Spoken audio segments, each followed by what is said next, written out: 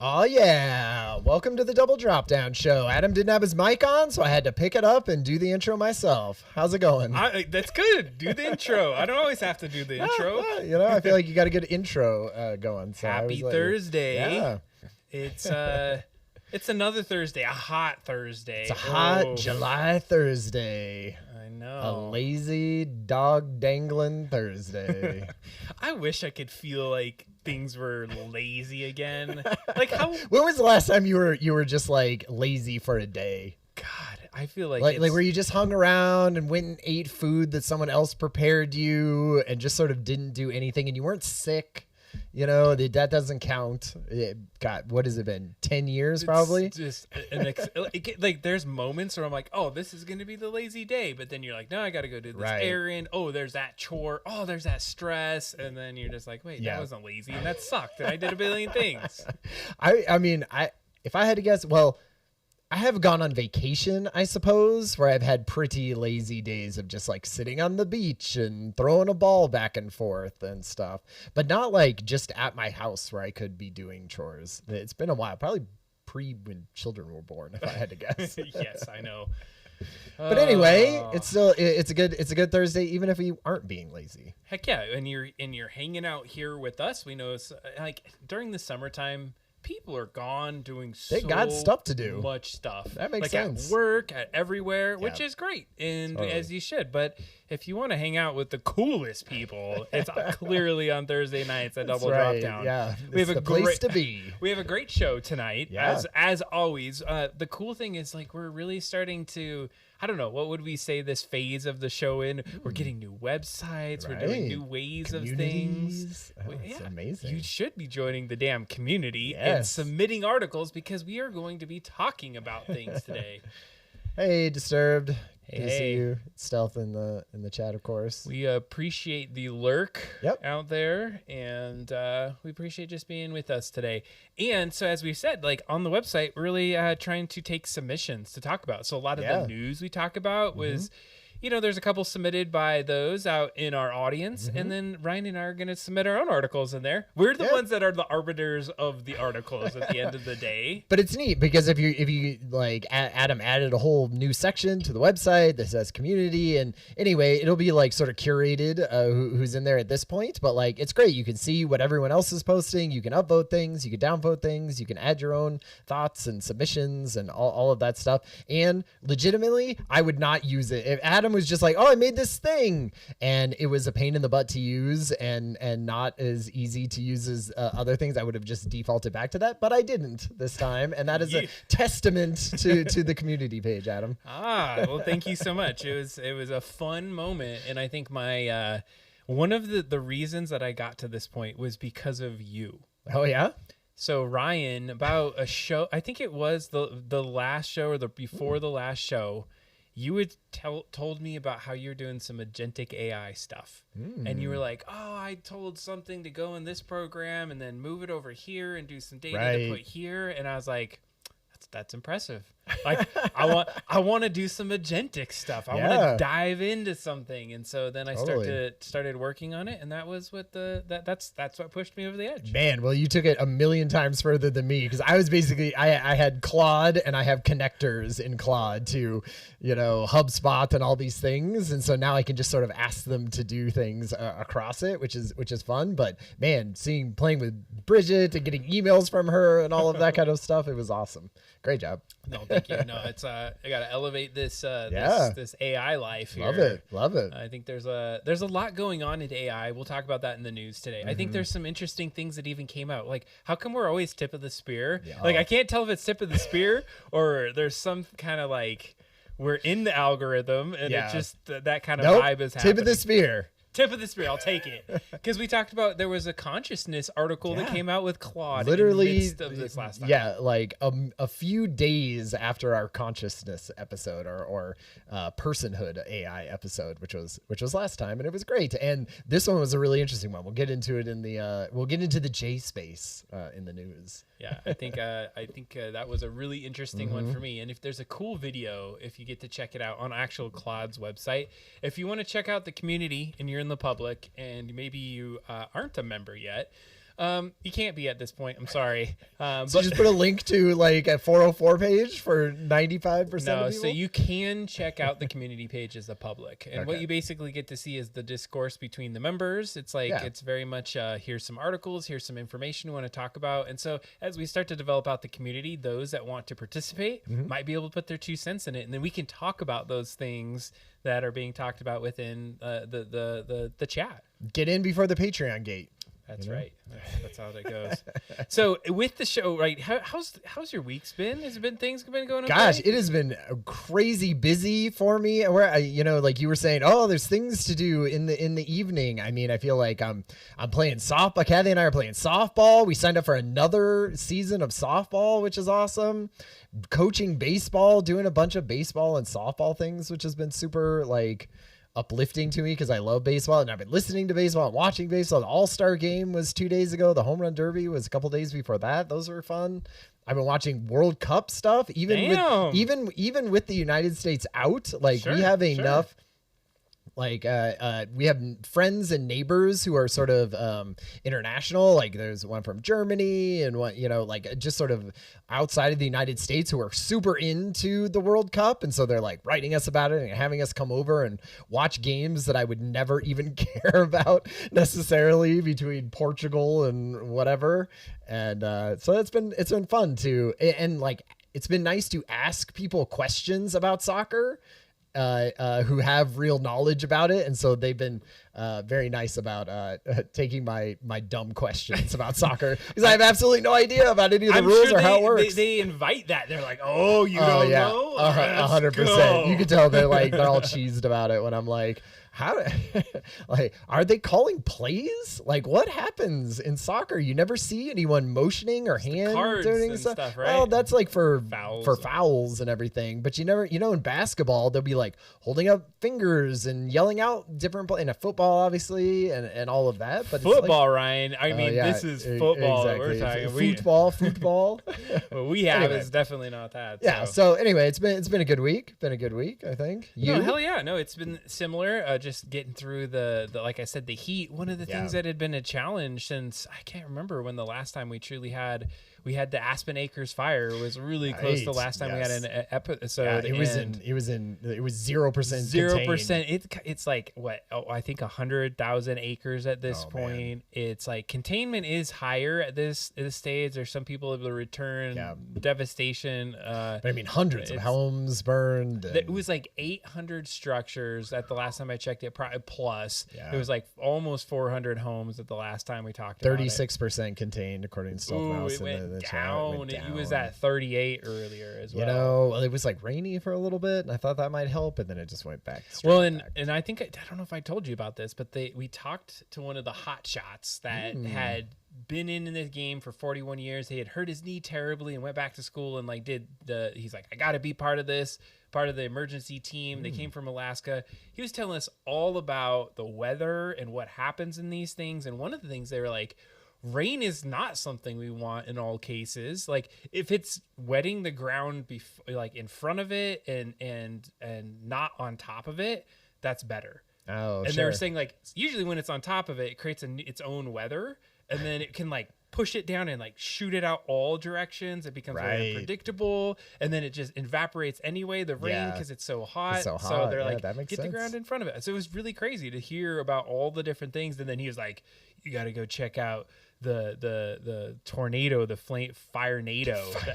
And so we went and looked, and it was crazy how fast a fire NATO was just tearing through like trees. I was like, I couldn't even fathom how fast it was going. And it's like massive, I imagine, too, right? And just spinning ball of fire. Ooh. Just like wrecking shop through woods, Oh, yeah. Like, God. And it wasn't like in a huge wall, too. It wasn't just like a tornado, but more like this whole, like a tornado on its side. Oh, my God. Burning through a huge thing like a wall. I feel like I've had nightmares like that. I know. The new fear unlocked. Yeah, exactly. Thanks. Did not know that exact. Now you just need some sharks jumping out of it, and we'll perfect. Figure out where they're at. So, all right, should we do questions for humans?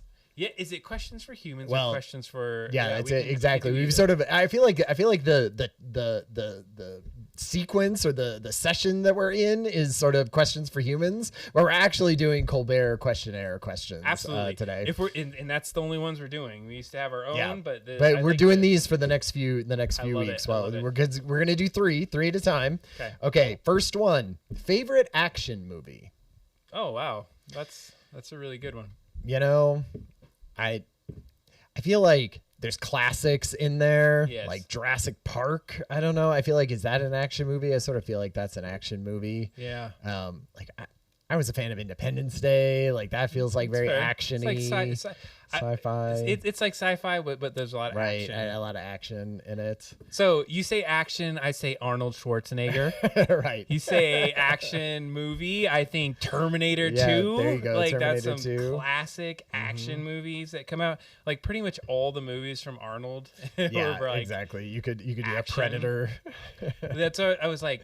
Then I thought about Aliens, and that was also really it's more good. like horror almost. It's like at that point. horror. Yeah, it's like sci-fi horror. You know, it's hard to when you start trying to boil it down to what is a pure action movie.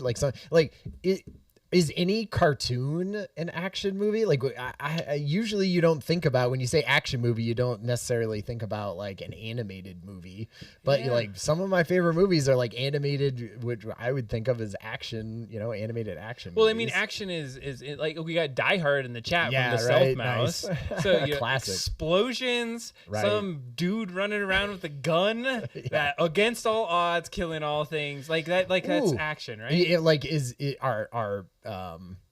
It's superhero movies. Are those are action movies, or is that superhero? Now we got to go into the word IMDb and how it is. Yes, know what it is. I guess so. I mean, I guess certain parts of it.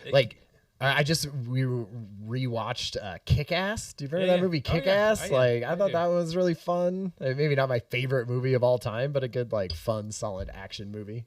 Oh man, there was this movie that Frank loves, and it was I would consider an action movie. It's not necessarily the best one, but it's like this dude gets activated as a super spy or whatnot, but he's like the Bourne series, Bourne Identity. No. It was like a stupid stoner guy, okay, nice. like backwaters, like job at a gas station, and he just feels like he's a loser in life. And then he comes out, two people are messing with his car, and then they try to like kill him, but then he like activates and like kills them somehow. And oh man, a modern movie or it's fairly modern. Nice. I think it was like Eisenberg, the guy that you know who I'm talking about. Well, I'm terrible. I should have been prepared. Thankfully, this question came out. I didn't prepare. Exactly. You didn't prepare. Off the top. You had no idea. Yes. Okay, what about this one? Favorite smell. All right. This is a family show. Jeez. You have to preface what this is. Your favorite smell is this is a family show. So you don't know what that means. Yeah, no. Well, I have an inkling now with that. So I have one that I have told people this before. I don't know. I mean, you know, there's tons of great smells obviously out there. One that I feel like really hits me particularly hard in the sort of memory activation place of good things is the idea of sort of doughy and sugary and cinnamony, like baked together. And I think some of it has to do with churros. Like when I grew up in Los Angeles and my parents had a year-long pass to Disneyland, and so we would go to Disneyland a lot, and I remember them selling churros there, and I would get one, you know, and they were amazing and they were hot and fresh out of the thing. And so my brain just sort of like does that with like, family and good times and fun and everything. So when I get that smell, I feel like it really triggers me. That's great. I like because I was thinking that like the activation of memory and like you brought me there with the churro smell. I could feel that. I had kind of two of them, and one of them was like synthetic smell, and then another one synthetic smell. Yeah, like rubbery. Well, no. I'll tell you what that is. But the real smell is pine needles, and it's usually kind of in a damp after rain, kind of like really forest activated, or something. Very foresty. It makes me feel like I'm out in nature, and you feel like you're smelling the trueness of earth, if you will. Had recently gone to the mountains to the same place Aspen Acres was like Ah. weeks before. Wow. And had gone to on a rainy day, and it smelled amazing, and it like Nice. activated me in a lot of ways. So the other one, quick one, just got to call it out because it was something that came to mind when I was a kid. We used to have a Christmas book. And there was always a page that had the butterscotch scratch and sniff. Oh, wow. And so it was like they clearly made some synthetic scratch and sniff. But I remember for like 10 years, every Christmas, like, get the book, I can smell the smell, and like taking Nice. out and scratching it. Oh, so good. It's like these kids in the little butterscotch factory, and I was like, that is so amazing. Good smell. Butterscotch, great smell. Like And- I'm underrated like topping for yeah. you know, Sundays and things like that. Awesome. Okay, final question. All right, here we go. What's your least favorite smell? Oh God. least favorite. I mean, obviously there are terrible smells, you know, there's no, the world is not, I mean, it has a ton of really awful smelling things, but what is one that really like hits you and you cannot like stand to be in? Yeah. So this is a family show. Yeah. No. Oh God. No, so I've smelled some really bad things, and I would say like rotting flesh. Oh, sure. And like, where the hell have you been around rotting flesh? Well, there's been like animals and other kind of things Sure. that have been like in certain bins for a certain amount. I remember it was like on a camping trip, and some dead animals that had been thrown into a burning hot dumpster, God, yeah. and it had been there for like clearly a week, and it was just so rancid, dripping out. And I remember the smell feeling like just like attached itself to you, and you couldn't get it off. It was terrible. I have sort of, well, like there's the normal one where I feel like a really hot porta potty type thing, you know, yeah. or like outdoor. We just went on this big hike, and they had a thing right before the hike where you could go in and use the restroom before you go. And I was like, oh, thank God.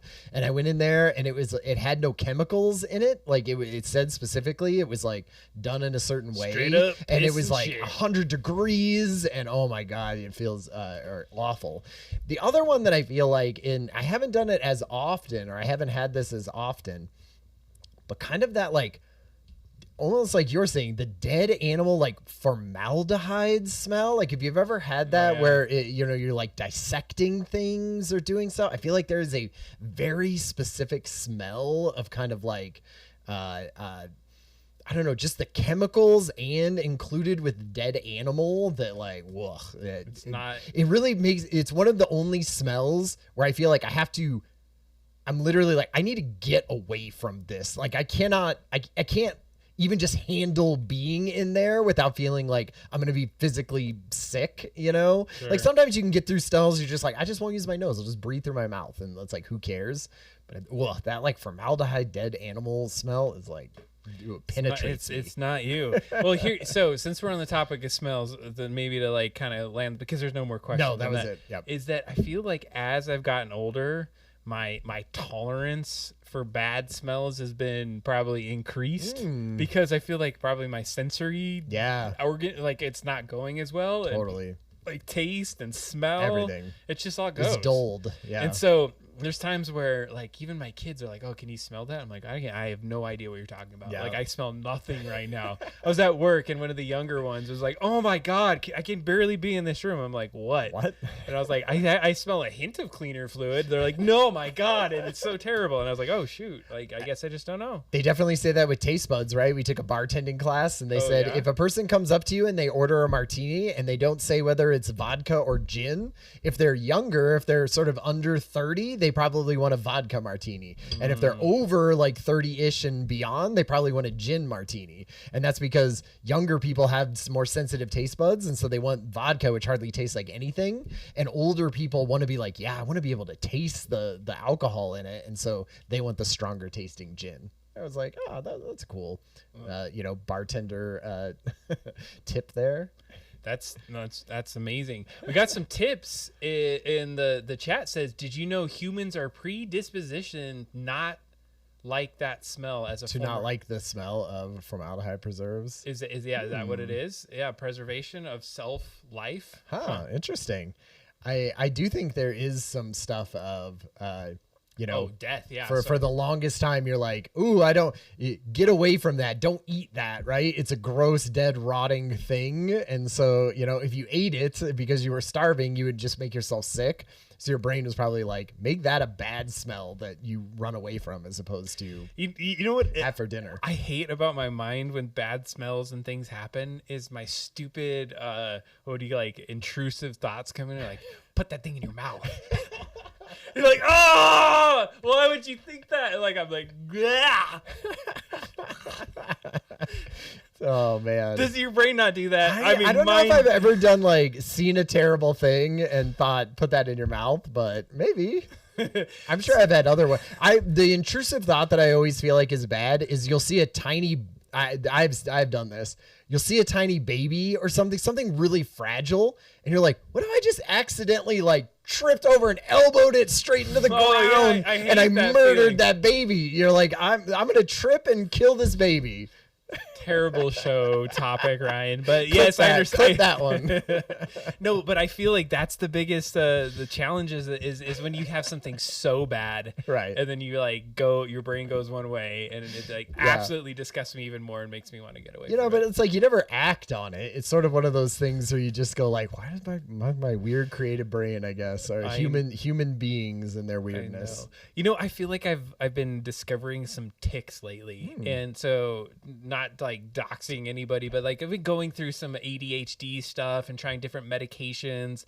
But I've been also watching a lot of like videos about like what are some of the things that people deal with. And one of my things is that I like mask all day, or I'm like performing a lot of the time because I know what's normative. But then when I come home, I have like little outbursts. I say things out loud sometimes, and I do certain things, and my kids are like, "Oh my God, you're crazy, you're weird," and doing that. And so I equate that to like those intrusive thoughts or the ways that I think about things. Sometimes I'm like, I absolutely would never want to put that in my mouth. Why is my brain like intrusively making me do these different things and act weird?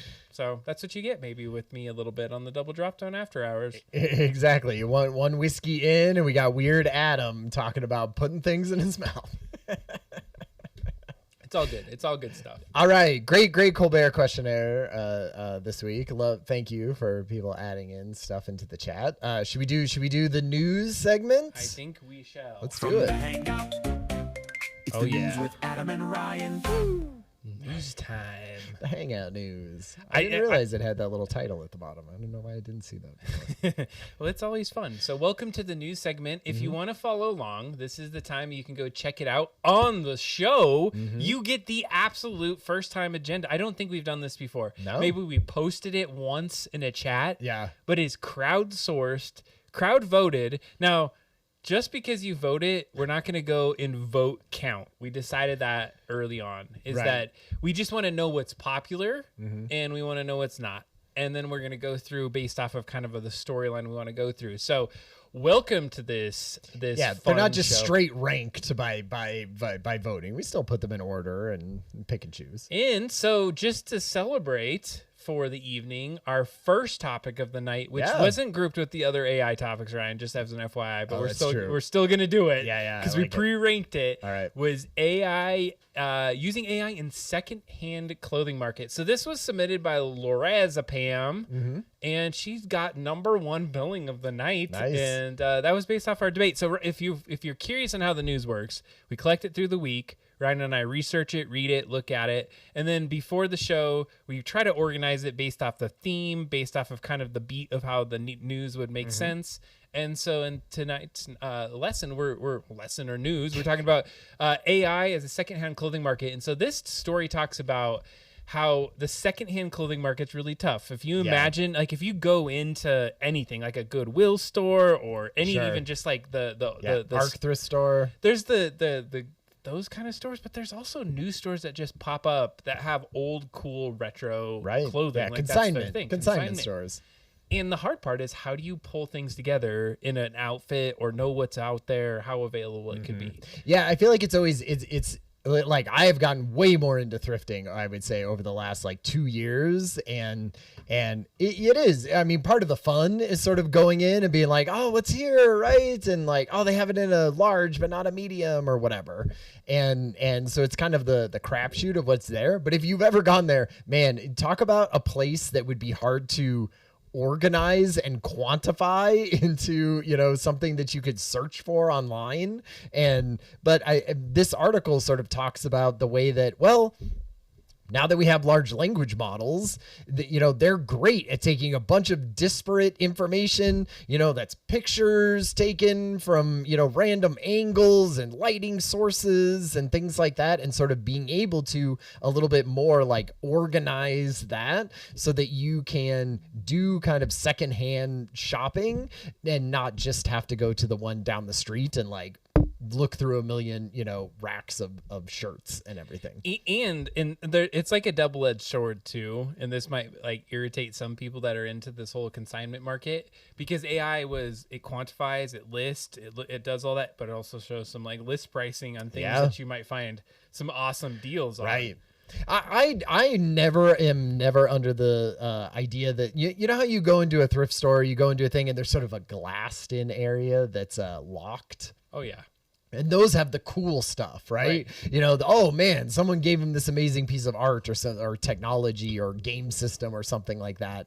And I'm always thinking like, those people are just taking a picture of that and being like, what should this be? What should we, you know, ask for this? And if it comes up as $1,000, they're like, great, $600, you know?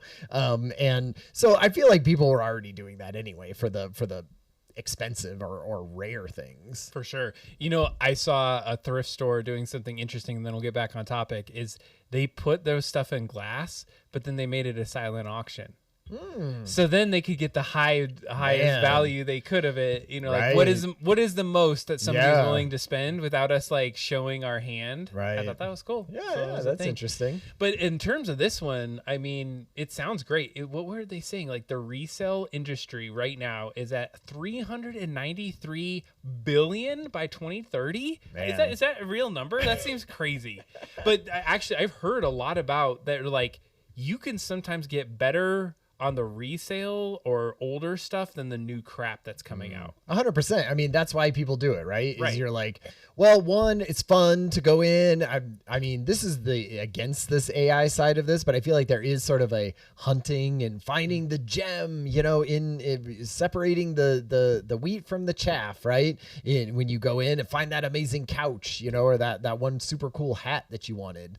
So that's part of it. And then I think too, it's like, this is where consumerism has gotten so big that like a bunch of these places have amazing things. You know, I feel like I wasn't thrifting 10 years ago because you really, I feel like it was harder to find stuff. But now that like stuff is so cheap to get, oftentimes like people are giving it back in. And I don't know, like I found tons of stuff. Like we bought all of our, you know, we needed cleats for baseball, bought those all, you know, secondhand, you know, we just keep looking around until we found a pair of baseball cleats that fit me. Right. Yeah. And it's sort of like, you have to go in multiple times, but you're just like, I'll go and check. Do they have cleats But today? see, I think this is what they're saying is like think about AI, where you can be like, hey, I need some cleats. And there's maybe a collective of like within the radius of you, here are the cleats in sizes. And these sizes. locations. Yeah, no, that's absolutely true. I mean, that would be better for me because I'm going to go to my one that I know that is closest to my house. Right. But I might not necessarily go check those other ones, but I still want to buy a used thing. I still want to buy a secondhand thing. I don't want to pay, you know, full price and just add another new piece of crap plastic to the world. Right. Yeah. I like the idea. Thanks for the submission. Yes. I think it does serve some unique kind of needs. And this is where, I mean, there's this, we're going to lose our job. We're going to talk about that in a second with AI. But I feel like there's some other things that are counterbalancing the negative stories here. Yeah. But I want to we got to have good things with it. I mean, obviously I can do a bunch of great things too. So we just often talk about the bad things. And you can't see this, but Ryan, behind the scenes, watch what happens when I click this button. What? Okay, done. that was used. All right, we went that's through good that one. stuff right Slick. there. I love it. All right, so next up, this was our top-rated story. Yep. And we actually had one comment, which is probably my comment, but we're going to still go look at it just to make sure. But we would typically go look at the comments. And this is a comment where I was just left hanging by Trienemy. I did not. How does it tell me where things are? I haven't programmed that in. So you added try into me, but it means nothing. It just not yet, but it will. All right. So the story here. Let's get into it. Yeah. Video Game History Foundation founder. All right. He's saying that piracy remains the only viable game preservation method, and this is important. Yeah. Because as we think about preservation, and I think about this a lot, I always remember the internet in the early days and being like, there's so much good stuff. Like, how are we going to get back to this? So they're going to change their website. And there's been all these ways of doing it. But I always thought, you know, video game places, of course, they're going to have these like crazy safes and archives where they do all their stuff. But what's happening is these companies are either not releasing the games on disc, or certain things that the company goes under or gets acquired, and that game is no longer available. And the only version of it is on somebody's cartridge or some computer, and there isn't a way for us to now legally archive a lot of these games. Yeah. Right. Because companies aren't going to be like, yeah, sure, rip my, thing of a perfect version of my sweet Steam game and put it up. Of course, they're going to fight that as hard as they can, right? Because they want to sell each version of it. But the problem is the later on, after the game has come out and nobody's buying it anymore, now they're the only ones with sort of the perfect version of that game. And so, it falls on people who are, the line between sort of pirate and historical video game preservationist, I feel like is a thin line, because it's like we need those things. We want that stuff. Like, I want to be able to look at those and see those after the fact. And yeah, like this guy's saying, I mean, the only really way that you can do that at this point without cooperation from the developer of the game is to pirate it and keep it there. I mean, there is a cool video game preservation site that Giant Bomb would often talk about, and they're great. They do a lot of this. They keep it all, but then they don't put it out, so they don't get in trouble. And they're like, this is a historical, and they keep it all, and they have copies of it everywhere. And they've been doing this for a while. But man, it sort of feels like, at some point we're going to do the same thing as the Wayback Machine, right? And we're going to want to be able to see these games. And if they're not doing it, who's doing it? Well, and the other side of it too is like, why were they even talking? Like, why did this article come to be? Is that Sony had released information that they're no longer going to be creating discs of their games. We talked about this in the last news segment from the last time, and the reason this one came up, right? Yeah, they're not doing physical media anymore at all. And so as we think about, like, in the hard part too is like, you may have a disc, and I've had this happen, is you're like, oh, I have this disc and I didn't have internet one day. I was like, I want to play a video game. Cool. Yeah. Like I have power. Let me chuck this disc in. It would not let me play. Didn't have the right patch. Didn't have the right stuff. Couldn't verify online. I was like, this is worthless. Yeah. Like, I can't even play it offline. Right. I mean, basically, if you buy a new game nowadays, you put in the disc, and that just authenticates that you have purchased something, and then it downloads basically the entirety of the game. And the big thing is that there was this. It's the Entertainment Software Association has opposed copyright exemptions. Yeah. To let museums, libraries, archives legally preserve abandoned games. And that's bullshit. Like, abandoned games? Are you freaking kidding me? So then you have to go for piracy, because, like, how else are you going to fucking preserve the thing? I just used the word. Our one F word. I was mad.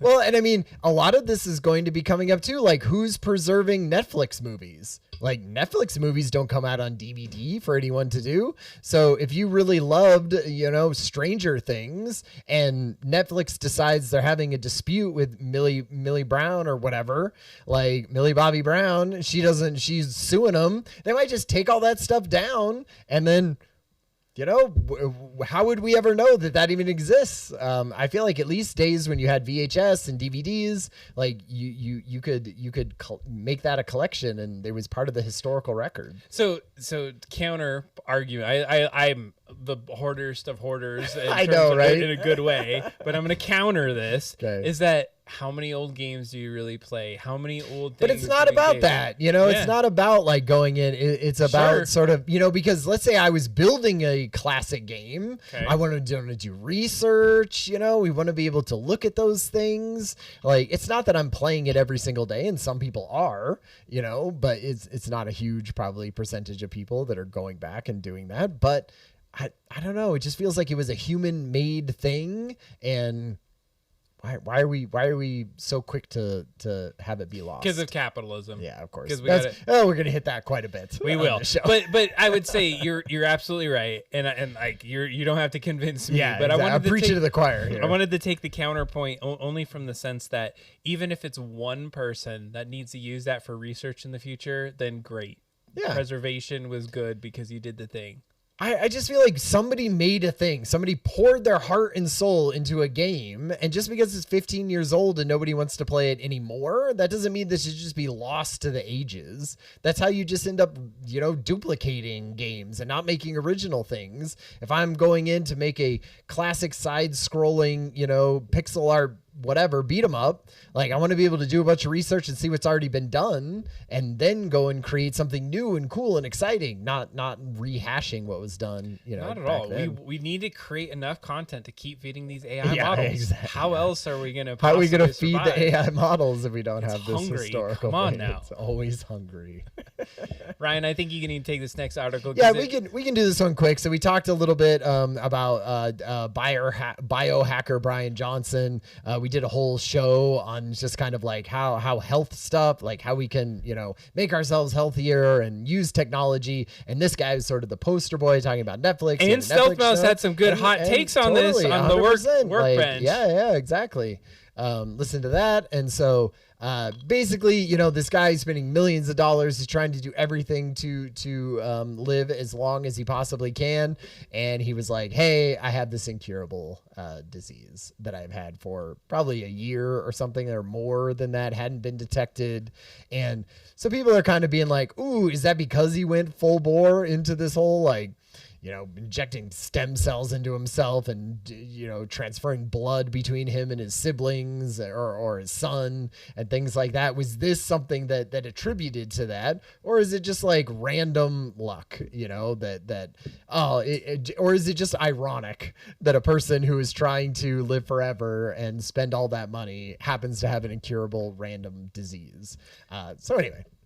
Alanis Morissette's ringing in my head right exactly. now, but I think I think it was really interesting, and I think some of the hot takes is that you can't necessarily biohack your way around genetics. He was doing genetic hacking, like he was getting genetic things injected into him that changed his genes to make them supposedly better, right? And I don't know if they're saying that these two things are correlated with each other, right? It's probably just something else.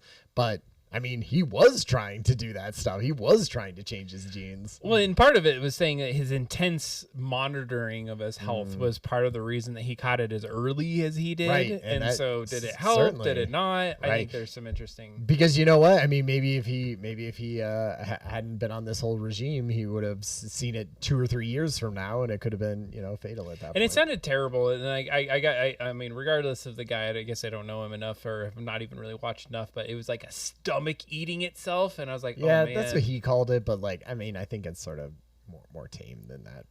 But still, not a curable thing. Yeah, exactly. Fair enough. I mean, he has a YouTube channel and a brand to promote too, so he's going to make it as sensational as possible, just in that way.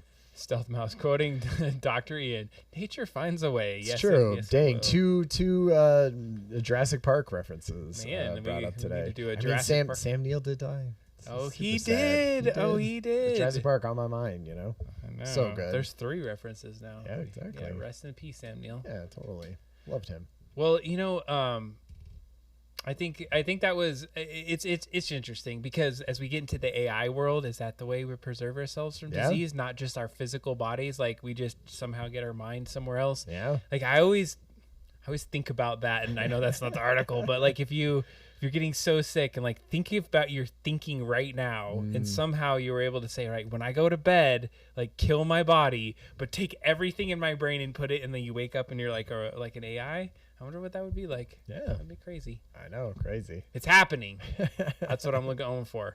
OpenAI first device will be a movable screenless speaker built as an AI companion. So this one's an important one. OpenAI makes ChatGPT. Yeah. ChatGPT has been just a web app, an application on your desktop. It's an AI. It's been it's the first one that really came to market, got super popular. This is our first physical device. And Ryan and I talked about this like months ago, and they said, yeah, well, Johnny Ive, because they hired Johnny Ive from Apple, who's like created the iPhone and created like the little iPod and all those iconic like things, stole them out of there and went, wow, what is going to be the next AI thing, which is apparently this. Which is a speaker. I guess. Here's the your speaker that speaker. you put in your pocket. And I loved it. To you. Before the show, Ryan and I were talking, and it was like there was a line that said a movable AI companion with a speaker, and we're like, oh, it's gonna be like following us. And then later on we read, oh, you can just put it wherever you. That's what makes it movable, is that I can pick it up and move it. You're like, right? I assumed that it wasn't just gonna be plugged in. Nice, he Higley in the chat. Good to see you.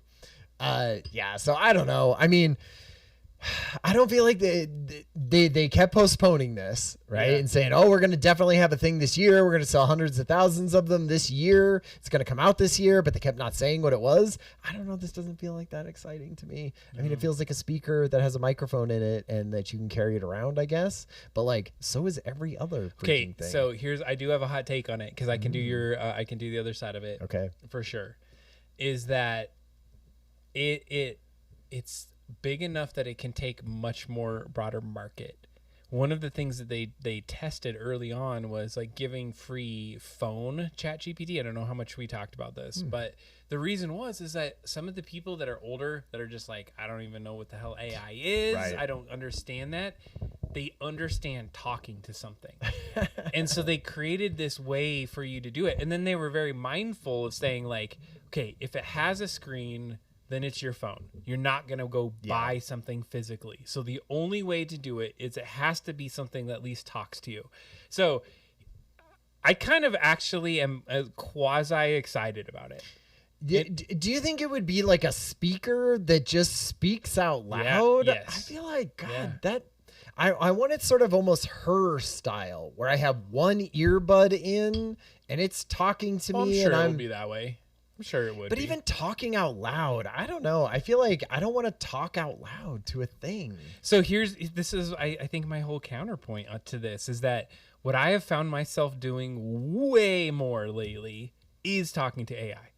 Yeah, see, I do it all the time. And here's what I do. I have an idea and I'm like, oh, I should prompt that. And then I'm like, it's in my head. Like I gotta use my little fingery things to type it. And in this moment, I don't have. So I travel sometimes, and I'm like, I'm not gonna be texting or using my phone in travel, but I can hit a button that says talk. So then I talk and be like, hey, I got this great concept. We're gonna develop a prompt. We're gonna do all this thing. Let's go back and forth and get this thing all figured out. And so then I talk to it. I get it all like squared away, just with like free form talking, and then I transition to more like text and description. Yeah. I mean, I could see that. I do feel like maybe if they nail the conversational back and forth, because I feel like OpenAI has not done that up to now, because there's plenty of times where like I pause for too long and then it jumps in and it's trying to say a bunch of stuff, and I feel like when I talk to AI, I have to do like this stream of conscious wording, and if I pause for half a second, it's like jumping in and saying things. It is not like talking to a human being at all. And if they could nail that, if they could nail the way of like the back and forth and it interrupting me, even if it sounded like a Zoom call where you're sort of I have to, on a Zoom call, you have to sort of pause and wait for somebody to talk, but there's still like a recognition of when you're going to talk and I'm going to talk and everything. I feel like if it did that a little bit better, I could see it being popular. Well, let's use it right now, because I use it all the time. I want to see OpenAI's opinion on its own device. OpenAI, are you there? Yeah, I'm here. Let me check on that. Hey, All right. no, here's what we I want to checked talk what about. the guy You said. are talking about there is a Okay. first device that will be a movable screenless speaker built as an AI companion for you. So you would be the one yapping out of this. What's your overall review or thoughts about being a mobile AI companion without a screen? Okay, let me take a look. My take: a screenless AI companion could be great if it stays quiet and helpful, like an ambient co pilot, not a chatterbox. Strengths are quick voice interactions, better accessibility, and fewer distractions. But the trade offs are privacy, transparency, and control. Without a screen, it's harder to see and verify what the system is doing. So you'd want clear on device controls and privacy signals. Personally, I'd rate it as promising, but not a replacement for richer interfaces when detail or oversight matters. I like it. So basically you're saying that it's not a great idea as their first device for OpenAI, and being the voice of OpenAI, you're telling us this? Let me double check that framing. Not exactly. I'm not saying it's a bad first device. It's bold, but it's a high bar. It could be special if it feels calm, respectful, and genuinely useful. But So yeah, okay, the risk is here's that the it deal. turns in. This is came up from just a regular old dude that made the iPhone, whatever, some guy from Apple. What would you make? Take it from your lens. If you could make a device for yourself, what you think they should have made? Let me think on that. From my lens, I built something small and quiet, but with a tiny visual layer. Just maybe a subtle status display, not a full screen. It would be privacy first, with a physical mute. It would be great at handing off to a phone or computer when detail matters, and it would know when to shut up. More of a calm AI remote than a constant companion. Copy that. Thank you for your interview on the show there, Soul. Oh, yeah, this is our perfect interview of Soul. I'll take it. Thanks for having me. Nice. So I mean, it's hilarious because I use this all the time. So what ends up happening is you get that, and I like the idea of what she said, like a little status, and maybe the other things that you'd have. Yeah. But I like the idea that you'd be like, all right, cool. I think we got our product. Now go ship that, and then when I get back in, and we'll go work on whatever project we were just working on. Yeah, I mean, even that one was probably better than I'd seen it before. Of the moment you start talking, it shuts up. Did you hear her? Like, She's she was like, "Whoop, okay," like, okay, all right, go ahead. Yeah, I don't know. I just find myself, I don't know. I don't want to talk out loud to things. I don't know. I love it. I love it. All right, next one. Use it. Would tell us, chat. Adam's going to personally bring the Terminators. It's not going to happen. No, there's other things. And what are the guy? And it's freaking creepy. We will get to who's bringing the Terminator. It ain't gonna be me because there's a bunch of layers in there. So AI job debate. This is a big one. So recently I've been having this conversation with my son. So my son's he's almost 18, 17 right now. Right. And his lens on just like the outlook for kids his age, for students or teens his age, is that AI is taking everyone's job. Yeah. And so we go on walks together, and he and I went on a walk. We talked about this, and I made some offhand comments about like AI is not taking your job. You got to adjust some of the things that you're going to look for in the future. Sure. And then he and I have been pretty good and communicative, and he sent me an email lately, and it was like, hey, or not an email, but a text message. Go watch this YouTube video. This is what I think about AI and what all the kids are. And it's so somebody more his age, and it was like going through all of the different like speeches that were happening at college things, Right, and sure. people getting booed. We had an for it. anti-AI, conversation just recently. Absolutely. And so he was showing kind of the surfacey pieces, and like I think the emotions and the feels about it. And this goes into the conversation that I wanted to have here, is is it truly taking jobs? And I would say there's probably a piece of it that it is, but as you start to look into the actual metrics and some of the data on what jobs are being taken, what are not, it is a very small percentage, like to the point of like around 3% of jobs that are absolutely taken by AI. Yeah. But this new report is saying hey, we're seeing that AI is creating jobs. Yeah, if you're like AI first, if you're like AI forward and future and stuff, you're hiring a bunch of people, because of the AI, that you now have access to. And that even includes, like younger sort of level, entry level positions too. And they were saying like 90,000 jobs restroom. were the ones that were actually attributed to AI. And not eliminating and actually increasing some of those jobs. Now, the reality, what we're seeing in the job market and some of the things as you start to track the metrics are, yes, people are losing their jobs, but what are they losing their jobs to? And is it AI directly, or is it just that companies are retooling their organizations to then adopt AI practices in different spaces? And so we are seeing some jobs being eliminated, others being created because of that AI kind of boon. They are trying to cut out certain types of positions and then add additional positions that can be AI competent and really push things forward. So I think where we're going with this is that the debate is just got messier. It's not necessarily you're just losing jobs or you're getting jobs because of AI. We're changing. It's like an evolution at this point with what we're able to create. Now, I think the feels are the kinds of things that it's replacing. Sometimes the creative design things, the media that we might develop, the idea that things like our music, our imagery, our art could be replaced. That's a pretty unsettling kind of feeling to have.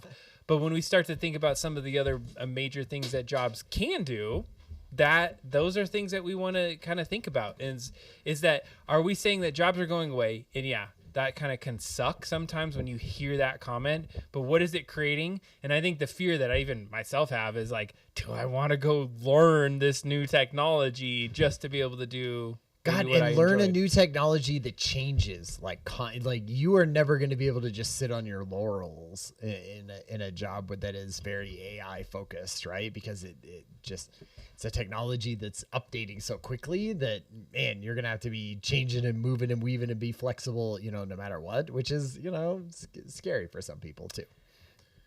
I think this is yet to be determined as to where we're at. I think there's an overarching feeling that AI is coming for things that are meaningful to people, and it's really an affront to humanity in a lot of people's minds. Yeah.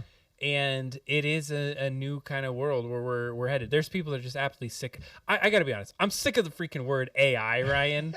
Can we just call it something else? I mean, for a little while, just to whatever. Cleanse our palates.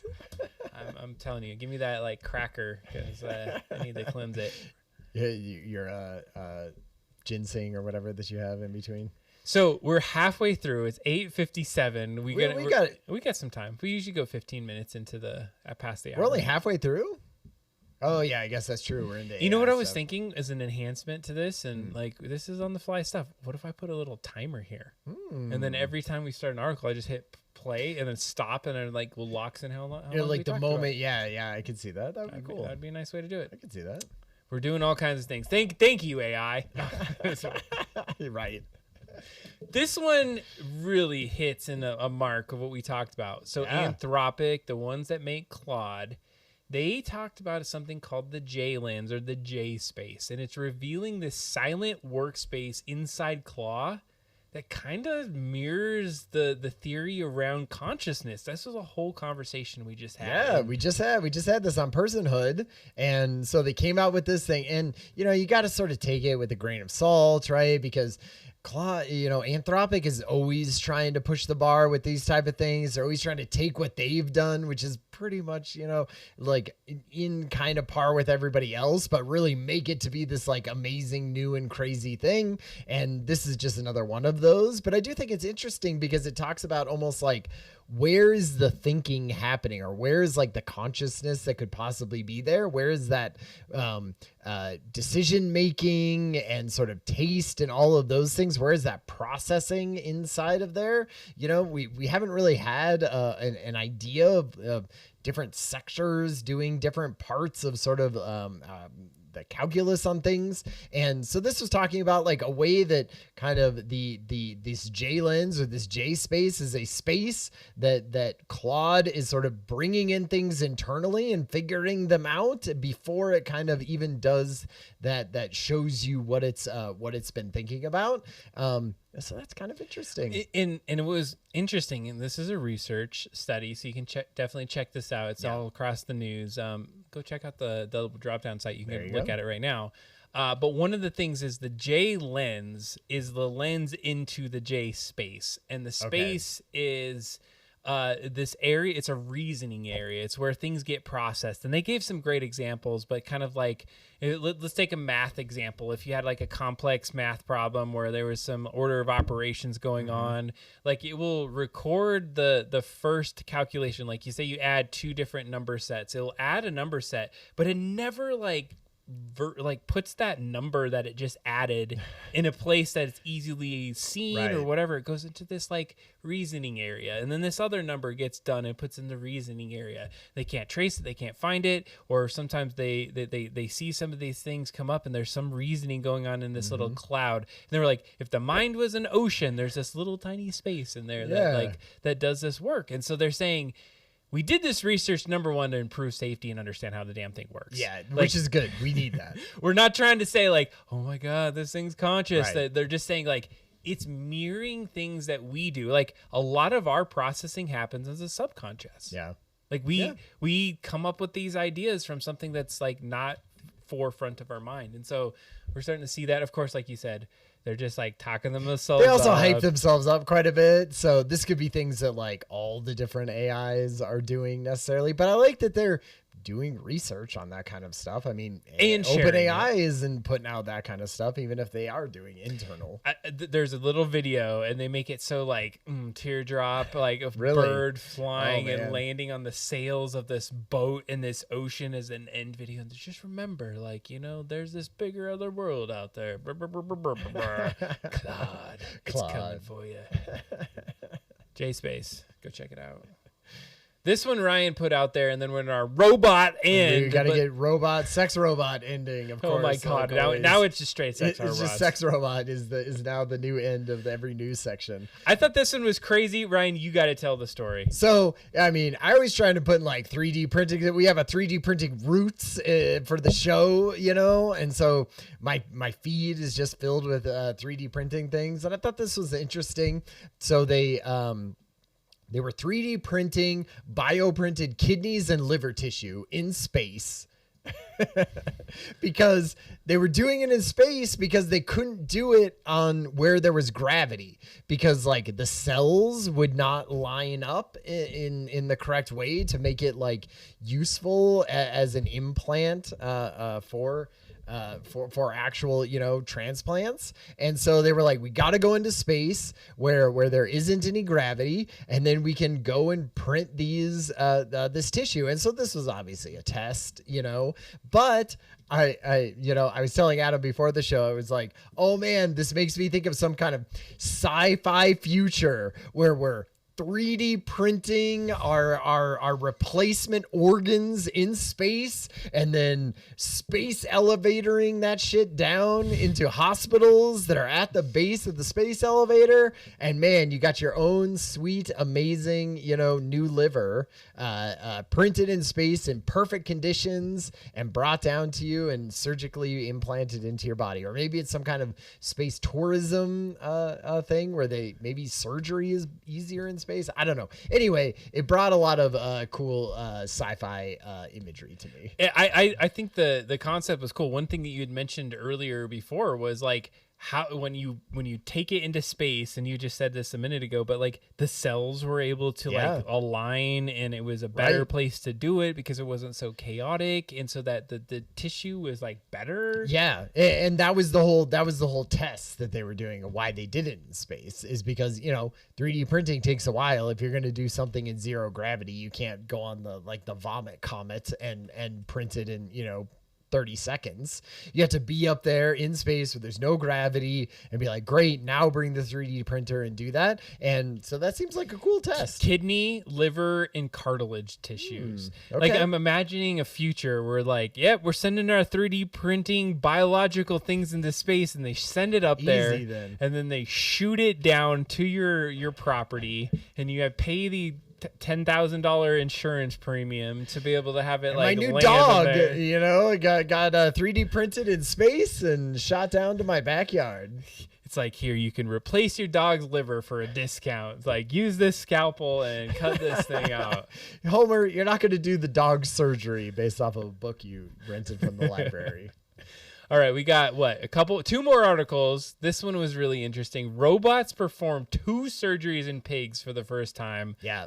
Oh man, so surgery on a pig, that means it's getting really close to human. There's got to be a robot that's done a surgery on a human at this point. Yeah, I mean, maybe we just don't know some about. kind of black market robots or something like that. Well, the reason that I thought this was cool is because we have surgery robots already, right? Like, Elon Musk's company is doing the brain implant, so that's a whole surgical robot. But the problem is they are massive. They take up a huge amount of space. You have to have a very dedicated space for it that it only lives in, and it is there, and it's very complicated and expensive.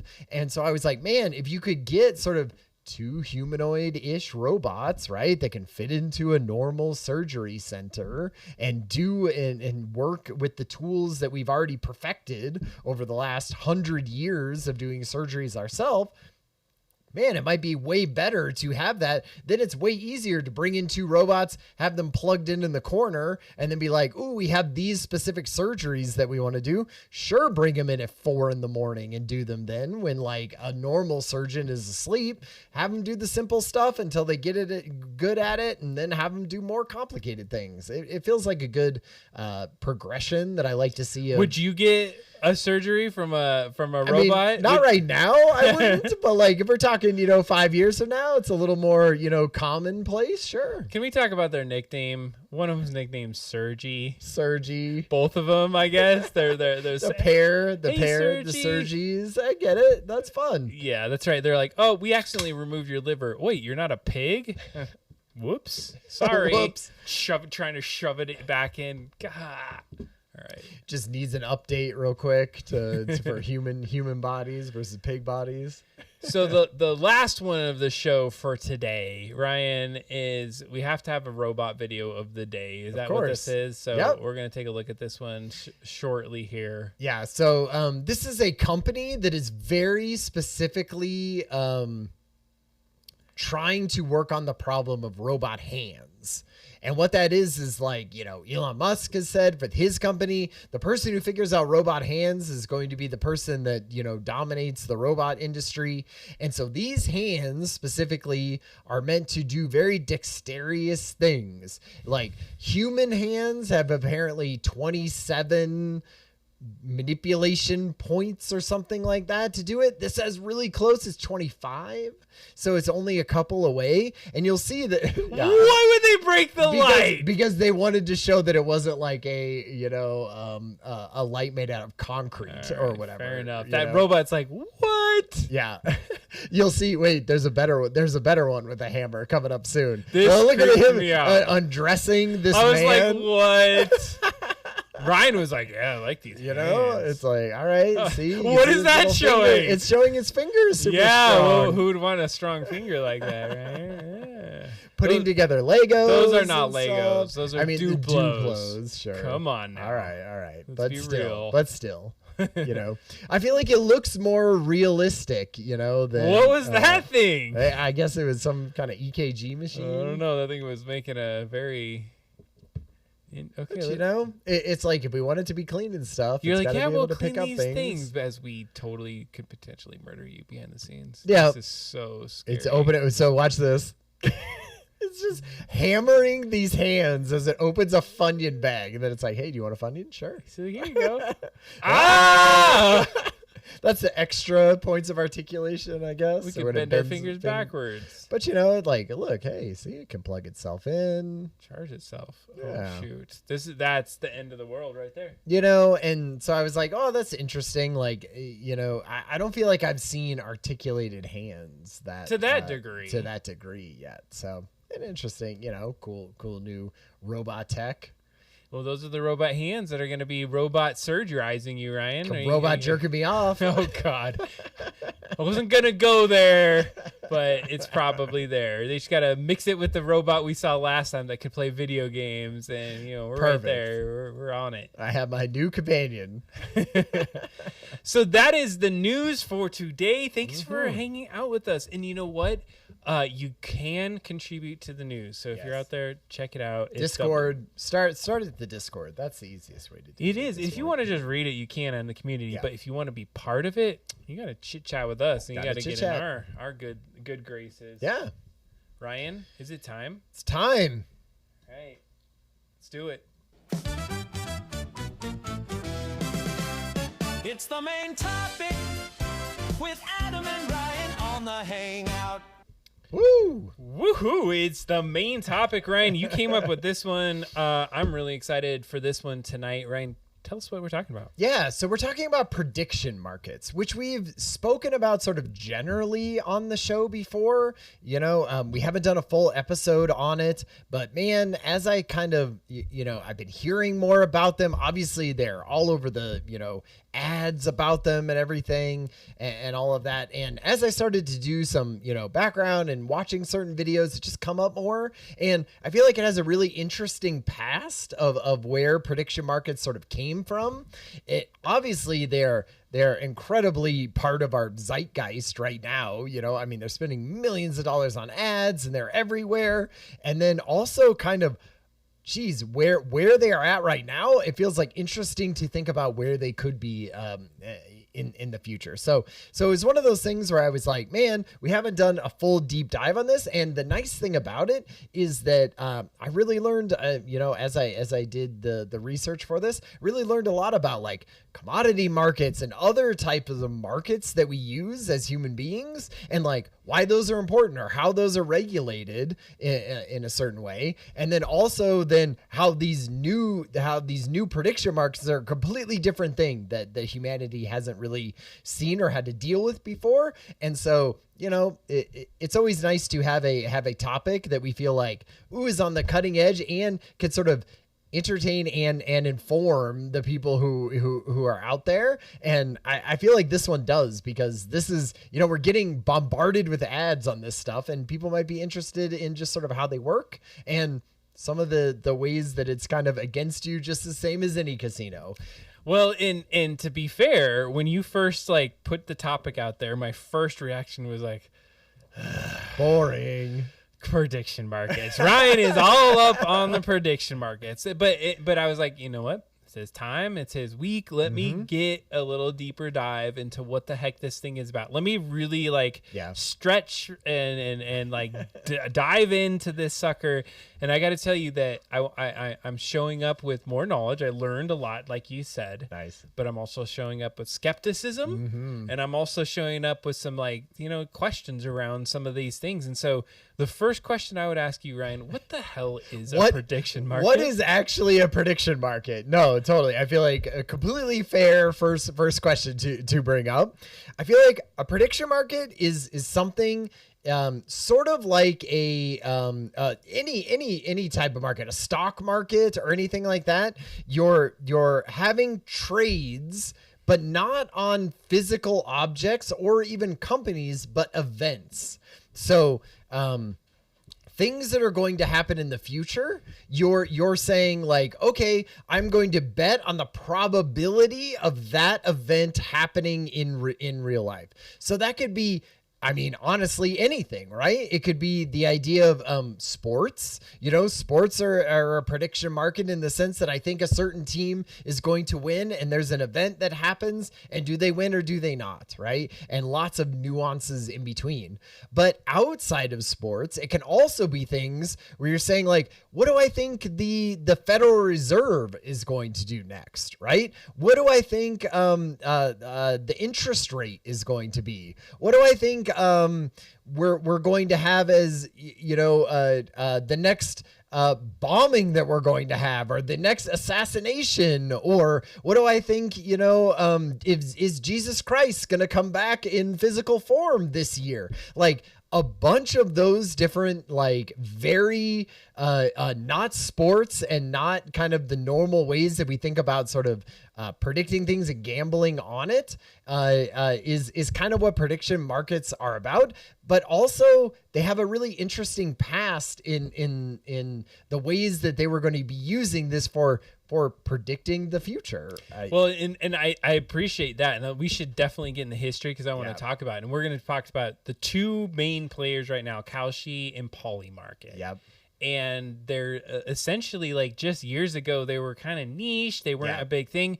They're combined right now a $30 billion plus market in about a couple years that they came out of this. They're going to do $100 billion in trades this year, you know, which is just the amount of growth that these companies have had is insane. And that just goes a lot to the market that they're in and all that stuff that we'll talk about. But yeah, huge companies, players in this game right now. And just to be fair, from my lens too, it's like, I'm not into this. It's not something I've been. I'm not in the gambling really. And these other things. And so, you know, I learned more about what the hedging is about and how that really works and like what these markets do. And because I'm like, how is this just not outright gambling? Illegal like, gambling. Yeah. And so to be fair is that it has been banned in multiple states. Totally. Like Polymarket can't operate in the States, but it can operate internationally. And then the opposite is true for Kalshi, is that they're in the States, but not out internationally. But then they can't do certain types of betting on Kalshi. You know, there's like regulatory stuff that they're all trying to get around, but are still kind of at least keeping it somewhat contained. But you're right. I mean, it's sort of the Wild West out there for these prediction markets. I like the origin though. Can we talk about 1906? Yeah. So this is one of those things that is funny enough because I work for a leadership development company, and one thing that they talk about a ton is this wisdom of the crowd, you know, and they do it in the sense of like, hey, you as a leader, you can't necessarily know what is going on entirely in your company. It doesn't matter how connected you are, right? You need to be listening to everyone and getting diverse perspectives and all of that kind of stuff. And they talk about this wisdom of the crowd story. And so I've heard it like dozens of times at this point. And what this was is, you know, back in the day, there was auctions that they had of cattle and livestock. And what they couldn't do is not every place had their own thing that would come in and weigh the cow that you would do. And so, you know, they didn't always have a weigher. And so what they would have is like a very specific person who is great at sort of looking at a cow and saying, man, here's how much that cow weighs, you know, because that's what you're buying a cow on. You're not buying it on mostly those. You can look at all the other stuff and see, you know, if it seems good or whatever. And so they would have a guy come in. So what they did is there was these researchers who came in and they were like, you know what? Let's see if we can beat that expert. And what we'll do is we'll just go in and ask the entire crowd. And what you can't do is you can't be like, hey boy, how much do you think the cow weighs? And he goes, 1,000,000 pounds or 1,000 pounds, let's say. And then everybody else hears 1,000 pounds. And so then they sort of start saying, well, maybe it's like 1,200 or 800. What you have to do is you have to be like, write down on a piece of paper without consulting anyone how much you think this cow weighs. And we've done this. I've seen this done in the classroom, and basically everyone writes it down. And sure, some people guess 200 pounds, right? Which is, way less than probably an adult male cow weighs. And some people guess 10,000 pounds, which is way over the top of what it is. But if you take everyone's score across the entire, crowd that is looking, it oftentimes beats the expert in the average of all of those will give you a better prediction of the weight of that cow than the expert giving it to you. And the reason that is because we all have different things. We all look at it. We all sort of have our own stuff happening.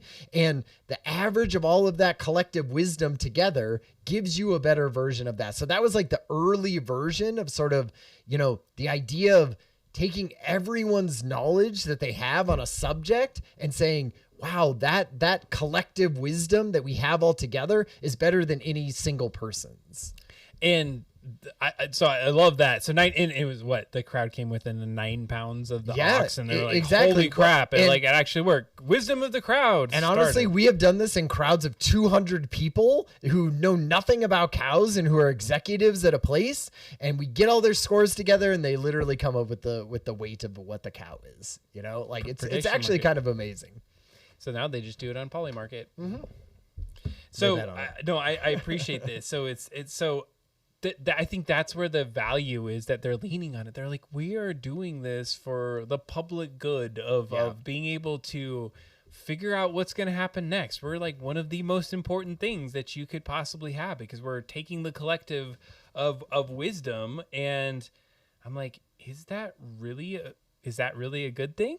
Is that a bunch of strangers putting down, what did I write? Putting down money that can land close to reality. It seems fascinating. Like the fact that it's more like, cause we've talked about political races or other kinds of things that happen in life that have higher stakes, and to know that and to be better than polling or to be better than other kind of predictions, like, why is this so damn accurate versus something else? And so they had, so this was kind of, they had academics doing it in the 1900s or whatever for this, but like there were actual academics that went, the reason that polling is off, and when you go, hey, let's poll for who's going to be the next president of the United States, right? Or when we're going to come up with this new thing, is because you're going to single people and really heightening what their knowledge is of the subject, right? But if you go to everyone and you don't just ask them something, you can't just ask them, because when you do a poll and you say, who do you think's going to win, the presidency this year? Your biases come in and you go, I want the Democrat to win, right? And so you're like, let's say I want the Democrat to win. And so when they ask me, my bias comes in and I go, I want the Democrat to. Even if you don't think the Democrat is actually going to win, you say, yep, that person is going to win.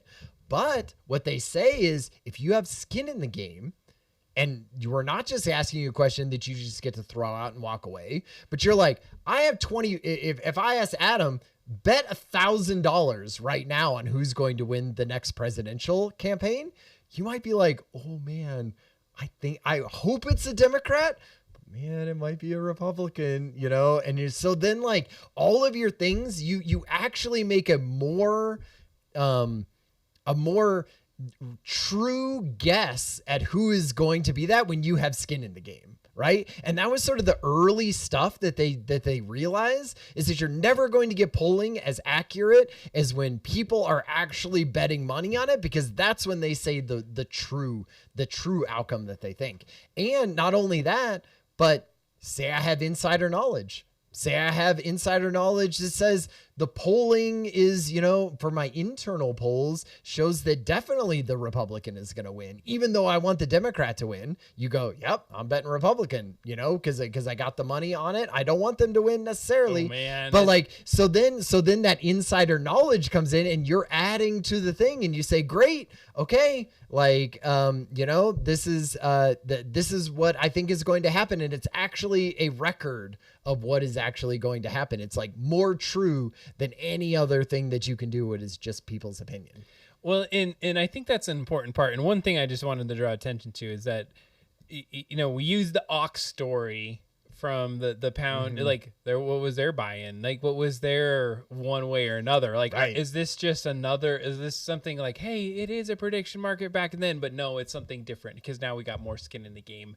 And I would say that it took some time to get to this point and scale up, but I'm wondering, is this really, the philanthropic kind of, we're going to figure out where a thing is going. I don't know if philanthropic's the right word, but like, is this a market Altruistic. altruistic, or Yeah. we're showing the reality? Because my biggest thing is, and my biggest skepticism is around how easy it is to game these things. I've already heard some of this, but as far as the historical side, and I want to make sure we're staying in the past. we're right, on of how- beyond yeah. this, is that, We're gonna get there soon.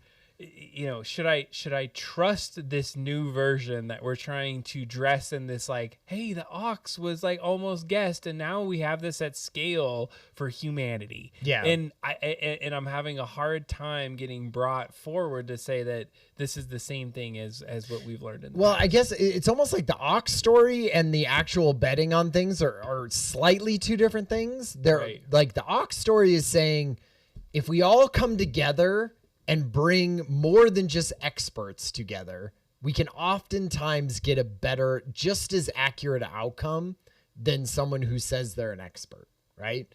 And then the other side of that is, okay, say you did that also. So you took the scale that is making predictions at scale and also had people with skin in the game that said, I'm not just going to use my biases because people care about the money that they're betting and they want to win. And so they say, all right, like those two things combined make for very accurate predictions. And I mean, we'll talk a little bit about like where these came from, but like a lot of these companies, this Kalshi and Polymarket, started with things that were like, okay, we see that Brexit is happening, and all the polling on Brexit said it probably was going to fail, and then they were like, but it actually passed.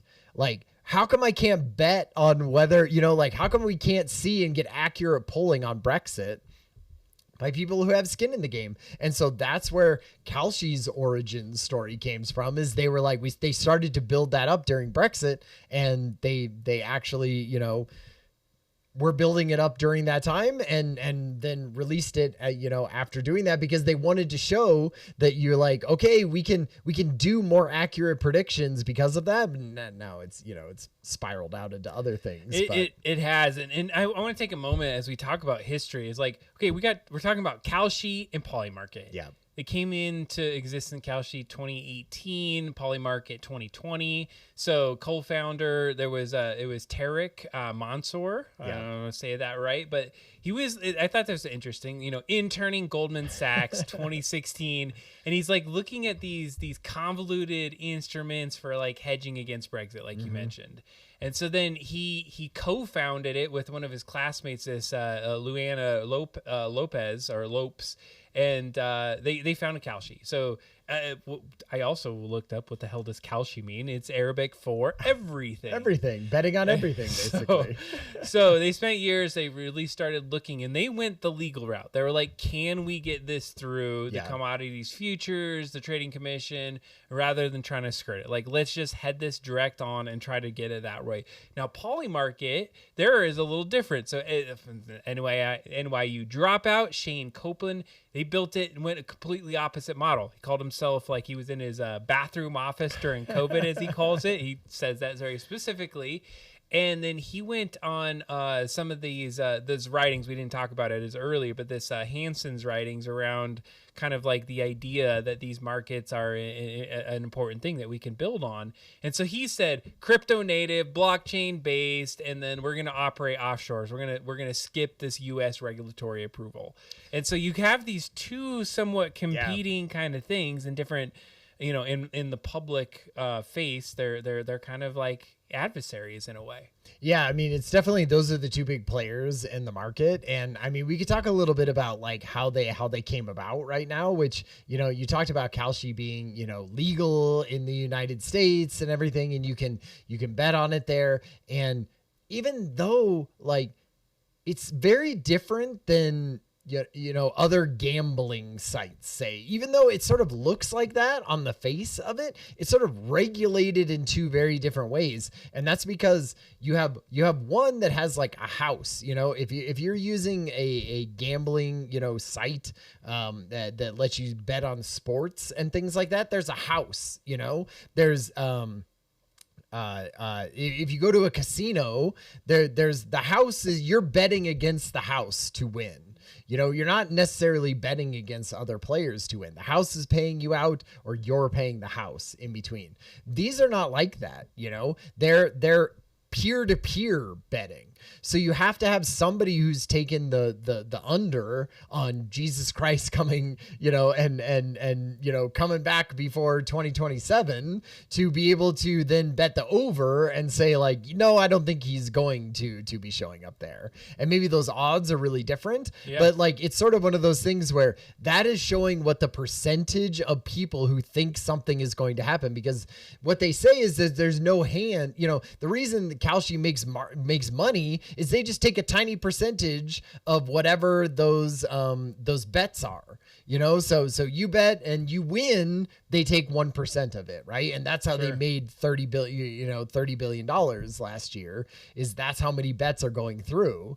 But they don't have anything. They don't have to put skin, you know, they don't have to put any money in the game. Like a casino, if they say every single person wins, you got to be able to go in and pay all of those people. You have to have that money on reserve. And so there ends up being not very many casinos, right? And so what it is like, these are slightly different. And so they get handled in a different way, which is bad because they get handled in ways that we don't think about gambling being handled. So, you know, states in the United States that don't allow online gambling and things like that, you can do it under this version of it, which is a scary way to think about it. And I think how did it get so damn popular though?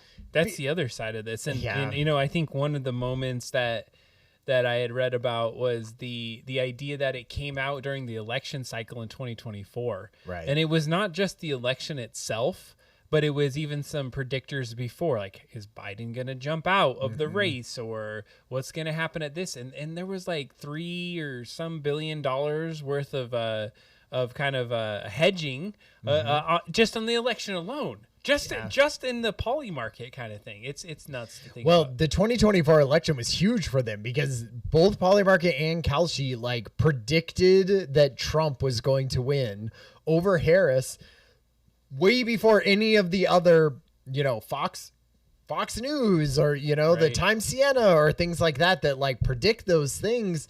They came out and said, gosh, according to this wisdom of the crowd and people putting money where their mouth is and actually doing it, we're saying, you know, Biden's going to win 83%, you know, and so they came out and said, or, you know, that Trump was going to win, and he did. Right. And so that like boosted up their legibility for that. Now they have not done great in other things. Like they said that Super Bowl winners were not going to be the winners that ended up actually winning. Right. They have misdone a lot of things in between there, but you know, that was a big turning point for them and people trusting it, I guess. All right. That already breaks my damn trust. Well, so talk about a little bit about where it's standing now. Like, where are we at today? So we got some things that have grown out, but like let's jump into this. Well, like you said, I mean, this is just a massive market now. It went from, you know, $5 billion in 2025, right, to like almost $30 billion in 2026. And so, I mean, 5 times of growth. Like, I don't think there's anyone who has not been on a internet platform that hasn't seen a Kalshi or Polymarket ad. Like, I mean, they're everywhere. They're AI, you know, generated videos of that kind of stuff. And so they're putting a ton of money into that. But like we said too, they're like really different in how they handle some of that regulatory stuff for sure. Like the completely different in how, like, who is regulating them, because one is completely overseas and crypto based, and one is sort of trying to be in the American version of it. Nice new sub goal. Hey, Love hey, it. thanks. Love that. Who did the sub? I don't know. Thank you for the sub. Whoever that was, appreciate it. We reached 10. Yeah. Cheers.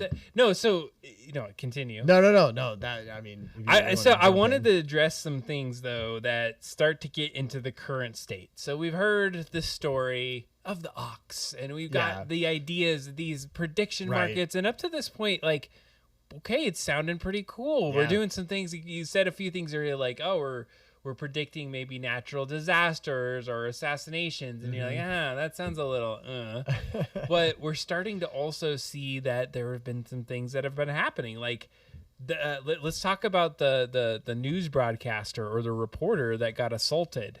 Right. And so there was a point where there was some big news broadcast around some calling something, and I can't remember the details, but it was a political, somebody was either murdered or there was something that they had to say happened during a certain time, and there was like $1 million on the line, backs and forth. Right. And people were calling in death threats to this guy because they weren't reporting reality, and they wanted to report something so that they could win their side of the bet. And they're like, we're gonna come in, we're gonna kill you if you do not say live on news this thing. Right. Well, I mean, it shows how you can influence things, right? If I'm betting on sports, I probably can't influence the sport very much to see whether it's going to win or not, right? But if there's a poly market or a Kalshi bet that says Adam Poshis is going to die before the end of our show, like, likely there's probably not, it's probably pretty close. There's only an hour and a half left in the show. Adam's pretty healthy. He's likely not going to die within the next hour and a half. But somebody could see that and be like, well, I'm going to bet $10,000 that Adam Poshis does die, and then come over here and freaking kill you in the middle of the show and be like, great, I won. Maybe I'm going to prison, but like, made a ton of money off of that. So it's really easy, like, to influence these things in a way that, no one else could. And I don't know, do you want to talk about like insider trading of this? Because normally we try to block insider trading. Insider trading is bad. That is a crime that Martha Stewart went to jail for. Like, and people legitimately go to jail. It's a legitimate thing to go to jail for insider trading. Yet these platforms, like, they encourage insider trading because it's just people who have more knowledge than anyone else. Well, and here's the thing. So there were some interviews with some of the creators, and they're like, basically asked them what do they think about that, and they were like, yeah, that's kind of what we want to do. It's like, baked in. It's like, part of it. Yeah, it's not a bug. It's a feature of this, and that basically that they were saying, hey, if I'm a Department of Defense person, and I know that we're about to start a war in Iran, like, I go and bet my entire salary that we're about to start a war in Iran and I win. That's just experts with expert knowledge going in and making that a more likely predictive outcome of the entire thing. Now, that's the positive way to think about it. The other side is like, you're just encouraging people who have insider stuff to one, make money off of people who have no insider information, which is why we make that illegal, because you shouldn't just be using your position to make a bunch of money. And two, like, those predictions that you're doing are just influencing the outcome of what it could be. And I don't know, that the idea that they are not policing that in any sort of way, I mean, makes me think if we had insider information about anything right now, it's the Wild West. Go and bet on that. I mean, no one's going to stop you. If you are a Google employee and you want to tell me when 4.0 Gemini is coming out, like, go in and bet $500,000 on that and make $3 million and go retire, I guess. But It's It's a bad current situation that we're in. Untenable, it feels like. it does not feel good because it feels like it could be gamed. And so Mike Azul had mentioned there was a talk about a teleprompter guy, and I'd like to learn a little bit more about that one. But I did want to bring some more detail. So I'd mentioned, there was a reporter that was harassed, the specific reporter. They were talking about things it was an Israeli reporter, and it was after some of the Iranian missile strikes, and so they were getting like threatened on that. Like, so it's like very critical news that it's not just like some rando piece of news, but something like that affects people's lives or insights around the world. And that's where I feel like the incentive to push one way or another. There was another discussion around like betting on words that somebody might say, and then some of those people just going like saying those words, and like, oh my God, like they could have bet on themselves and then went and said the damn words. Right, exactly. I mean, it's just too easy to manipulate, right? Like the reason that we don't allow baseball players to just throw a game and bet on it then is because like everyone would be doing that then, and there would be no trust in the system. And I would think that baseball games are just the same as World Wrestling Federation like matches, and so you'd be like, this is all just for show, and I can't trust it at all. Same thing with any of this, like you can't trust a system that is so easily manipulatable. And so that's why I feel like a lot of people are saying, these types of systems have an early boost on them, but might be going down after that. I would say so. And apparently the teleprompter guy, to kind of close the loop on that, he was the teleprompter for Trump, and he made $100,000 betting on Trump speeches. Yeah, because he saw it beforehand. He saw it in the rehearsal probably, right? And he was like, oh man, Trump is going to say transgender people or nasty or whatever, the 200 words that Trump still knows how to say.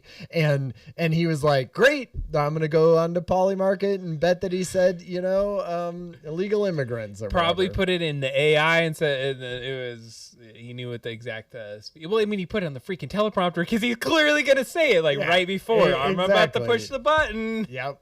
And so there's been a bunch of stuff. Like they had one that they were talking about how there were people throwing dildos onto the floor of WNBA games, and so there was bets that like, oh, is there going to be a dildo thrown on the floor of this WNBA game on Wednesday? And you're like, I could easily put down 10 grand that yes, there is going to be one, and show up with a dildo and throw it onto the floor of this WNBA game, and get thrown out of the game, but make 20 grand? Like, of course you would do that. I mean, it just feels too, I don't know. So we really went off this topic on like, but that's a problem with it. The only other one I had seen in my research is some guy took a hair dryer to like jump the temperature in a place that should have never got to that point to be able to say, hey, peak the temperature, because there was one temperature gauge in this major area to be able to make that happen. Yeah, I mean, some of these, like, I don't know. We don't have to go on to actual Kalshi or Polymarket at this point, but the things that you can bet on can be so minute, right? They could be like, what is the temperature going to be in Oslo, tomorrow? What is the average temperature going to be? And if you're like, I think it's going to be above average, and you can hold a hair dryer above the one sensor in the northern part of whatever and manipulate those things and make money, people are going to do it. And they are. I don't know. It just feels like wrong incentives here. And then there's been some shady things going on. There was like 54 million bet on an assassination. Yeah. But then it got pulled after it, and they're like, hey, why'd you have to do that after? Because of some clauses and some things. So I feel like that sounds really bad. Yeah. And are we focusing on all the bad things? One other thing I would say is in the right here and now, the other bad thing, because we really went down on a tangent, and maybe it's not bad, but 80% of the platform is sports betting, Right? Or sports kind of things, and so a lot of people are like, it's straight betting. It's not hedging. It's not this. Yeah, I mean, if you get outside of where people are using it right now, it's really just a side step to get around gambling laws, you know, because we were talking about events and people betting on dildos at games, but like a majority of what people bet on these sites are just sports, the stuff that they are used to betting on, right? And so now instead of Texas and California and these massive states who have said, no, that is not good for society and not good for the people of our state to allow them to just bet their entire rent money on whether the Chargers are going to win.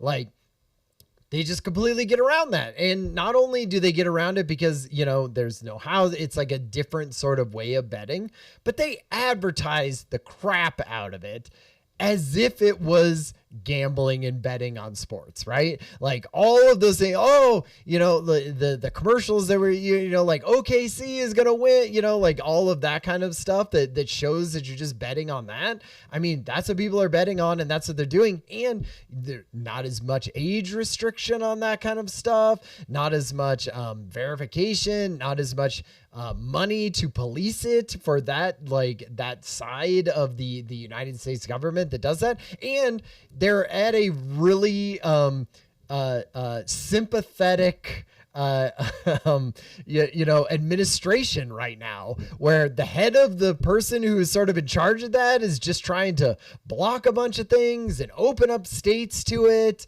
And obviously Donald Trump's kids are all a part of the, you know, they're both of them are like advisors on the board or advisors to these companies. And so they're getting a ton of like really, really easy, you know, legislation and blocking legislation. You know, Biden was trying to block it a little bit, you know, at least sort of get it started and that thing. And, you know, yeah, no, Baron, not Baron and Tiffany, Mike is a little, you know, more like the other two, Trump sons. What? Eric Jr. No, it wasn't Eric. It was the other one. Is the other one, Don Jr., I guess. Donnie. Yikes. Anyway, so you know, here's what I would say as we wrap up sort of that act 2 and like where we are now is it feels like we went from a really interesting idea of maybe ways to make forecasting better, right? Be able to, get this wisdom of the crowd and be able to see like, what does humanity actually think about some of these, you know, events that are happening? And so then, you know, that would be better for, you know, being able to predict what is going to happen in the future. And of course, capitalism has taken hold of it and basically made it into a thing to bet on not only the World Cup, but also, you know, international assassinations, which does not feel great for, you know, society in general. Profiteering off right? of tragedy. Exactly. How many starving children are there, like, you know, at the end of this month because of in war-torn Africa? Like, that is literally a thing that you can bet on inside of Polymarket right now. And that does not seem great. That does not seem great. It's for the good, so we know how many meals to make, Ryan. Yeah, exactly. You know, I don't think it is. Where are we headed with this? You know, I would just say, you know, my insights so far is I started with skepticism. And you just dug further into skepticism. It's more like specified skepticism now, and in a lot of different areas. But let's continue. Informed skepticism now. Yeah. So I mean, like this is right where it's headed and where it's going, and I really gotta call this out. Is that they have been starting to partner with news organizations, right? Yeah. And not only just partner like, hey, yeah, we're going to own you, but we're going to put a little ticker on the bottom of the news while we're having news on these poly markets or these Kalshis or these prediction markets. Yeah. And I am absolutely terrified and absolutely like stunned that even is a thing. I was watching some of the videos of it and imagine people going there and basically having your bets just like, it feels like some weird future where Yeah. Well, I mean, one, it's giving those prediction markets like the clout that yeah, CNN backs this, you know? CNN is saying, you know, that like, oh, this is totally legitimate, and you know, the bet is that we're gonna, you know, the Strait of Hormuz is gonna be open by the end of July, you know? And it's like, oh my God, you're just giving them even more of a platform than they have already. I would also say that when you're talking about these is, like I could see in the future more of this, especially in the regulatory market that we are right now. I mean, it's way easier to open one of these than it is any other sort of gambling thing.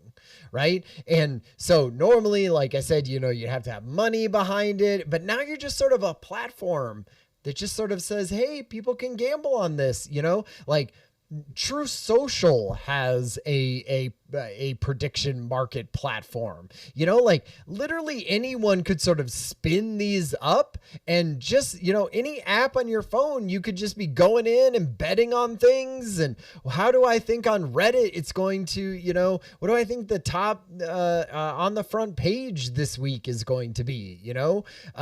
Any of those things could just be spun up in the future, because this regulatory of the side of this is sidestepped all of that, you know, decades and even centuries that we have of like regulating gambling. Like we sort of know that isn't necessarily great. And I feel like we've already been going further in that direction with all these betting sites, but man, this is even more open to all of that stuff. And the bar has been lowered even further to getting into it, and tons of people are, which is scary. Well, and I think they're getting into it too because of how they're somewhat branding some of it, and I think other people are like, oh, this is clearly gambling, but thankfully if we can get in here and do whatever we need to do, but they're really claiming it. This is truth infrastructure. Yeah. This is not betting. No, we are really getting these things together to like show accuracy, like make these things that are going to help, you know, us understand our world better. And hedge, like they talked about, like say you had you know, like this is something like, say that I thought it was going to hail in Colorado Springs, you know, where I live. And what I could do is I could say, well, I will bet $500 that it does hail. And if it doesn't hail, great. You know, my roof doesn't need replaced. Right. And yeah, I had to spend $500, but like, yeah, that's because I had skin in the game, you know, like for it, you know.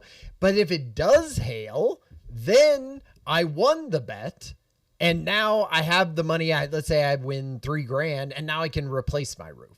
And so that's what they're sort of saying is like, you could bet against thing, and maybe the hail thing isn't a good thing because I should just buy insurance for my house, right? Fair. Just buy freaking insurance. But there's some things that you can't buy insurance for. Like say, I work for the government and the government shuts down in the fall because of things, you know, I'm not getting paid for that, but I could hedge my bet and say, I'll bet $1,000 that the government does shut down. So if it does, then I win.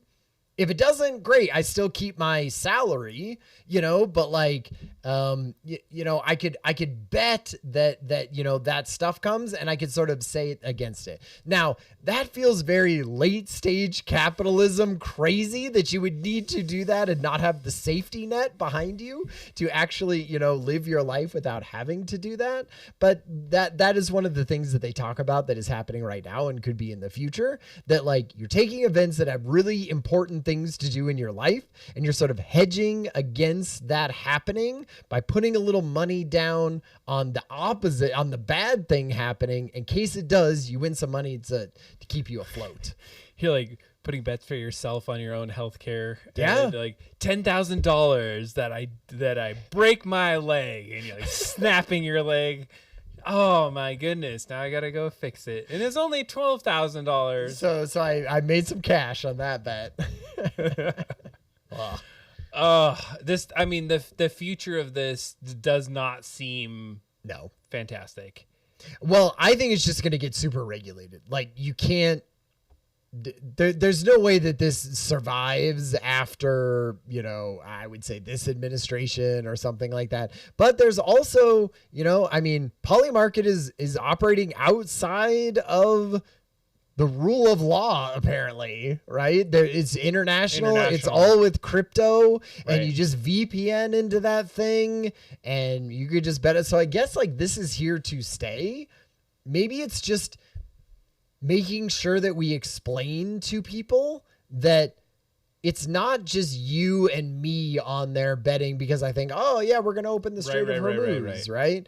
Like it's me and you versus a very sophisticated maybe algorithm or experts about it or insider people that have insider knowledge that are going to bet things, you know? So in that ways, I would say like, be careful with these markets, especially going forward, that it's not just you betting against the house. It's you betting against like literally insider knowledge and experts, and AI. And we've seen based off some of the things right now is where some of those expert knowledge don't get done like right as it's happening. Like huge spikes right before something happens and the hedging closes. Yep. And it's because somebody knew something, they wait till the last second, go that right way, and they're like, yep, this right, is because they want the odds really high, right? Like they want to keep the odds really high, so they wait until the last moment and then bet, you know, their yearly salary and walk away, you know, with $1 million. So as you start to think about some of this, like where it's going right now, and I agree with you on the regulatory pieces, is that it feels like it's going towards that. Right now, this administration got a couple more years of it. I mean, it's not who's to say where this is going in the future, because it's really hard to think there's going to be regulation when, you know, the family of the sitting president is involved with both organizations. Right. And the other thing is there's this feud that's happening between the two of them in the public, but behind the scenes, they're both investing in some additional infrastructure to finance some things. And it's like, so it's a really shady kind of organization. And I don't know, we watched a John Oliver kind of discussion around this, and even just like the interviews, you're like, hey, this person from the president is on your thing. And they're like, yep, they're in an advisory position. We have lots of advisors. Constant, like just deferring, will not say anything more. And it's a scary kind of perspective here. So there's more people coming into this. So if you've heard of Robinhood or Coinbase, you mentioned already Trump Media, there are others that are getting into the prediction market game. So it's clearly growing. It's clearly not something that I understand or want to be part of, but it is growing, and at billions of dollars. It's probably something that's going to be around in the near future, if not longer. Yeah, and I feel like that because so. You know, it's not like a casino where you go in and the casino is always there and the casino is always willing to either take your money or pay out your money. On a prediction market, you have to have a person who's willing to bet the other side of that. Yes. You know, like, so there's no one there to take that. So in my looking at it, I was like, man, how I don't see these being very sustainable, because say you go in and you lose a bunch of money, you know, and then you go, all right, well, there's not like a leveling out where you're sort of going into a casino and winning a little bit here and winning a little bit there. If it's only experts and AI fleecing you out of a bunch of money every time, then there's no way that you're going to like keep going in. And those experts and those, you know, the AI and the algorithms and the insider traders, they need people betting on the other side of it. And so then, I mean, how long can normal people be going in there and doing that if they're always going to be losing against those experts?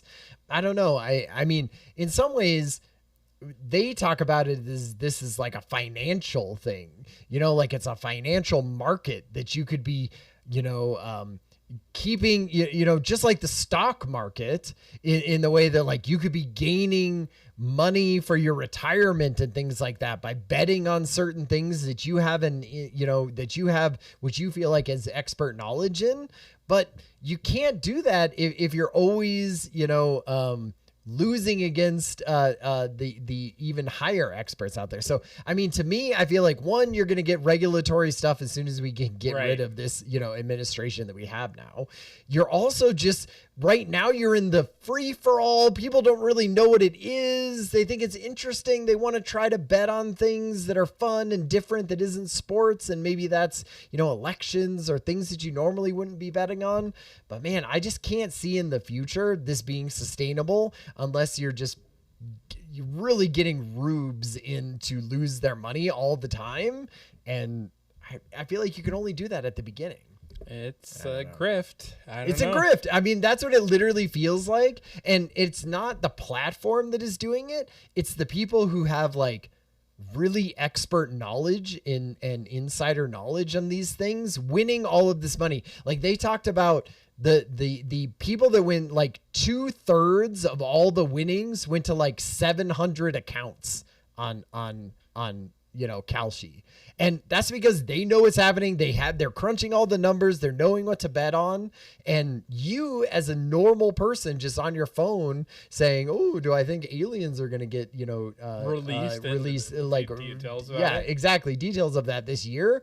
Like, you are the rube that is paying for the experts to make money on this and the insider knowledge, which, gosh, I feel like cannot last. I feel like you and I have been both on that skeptical side of this tonight. There was and we didn't necessarily have to be against each other. But I think, looking at it, like how has it gotten so gargantuan to that point? There's got to be some points where people are, earning some things and feeling, I'm gonna still stay engaged. Like if it's 80% sports, the odds are gonna be 50-50 in a lot of these sports. Like you would not know from a sport who would win, unless of course there was gonna be somebody that flops, or like maybe it's not about the win, it's about, is this person gonna get hurt, or is this thing gonna happen? And now that person just like, ow, my ankle got hurt because I just earned $1 million on that, and it's better not to play than to do that.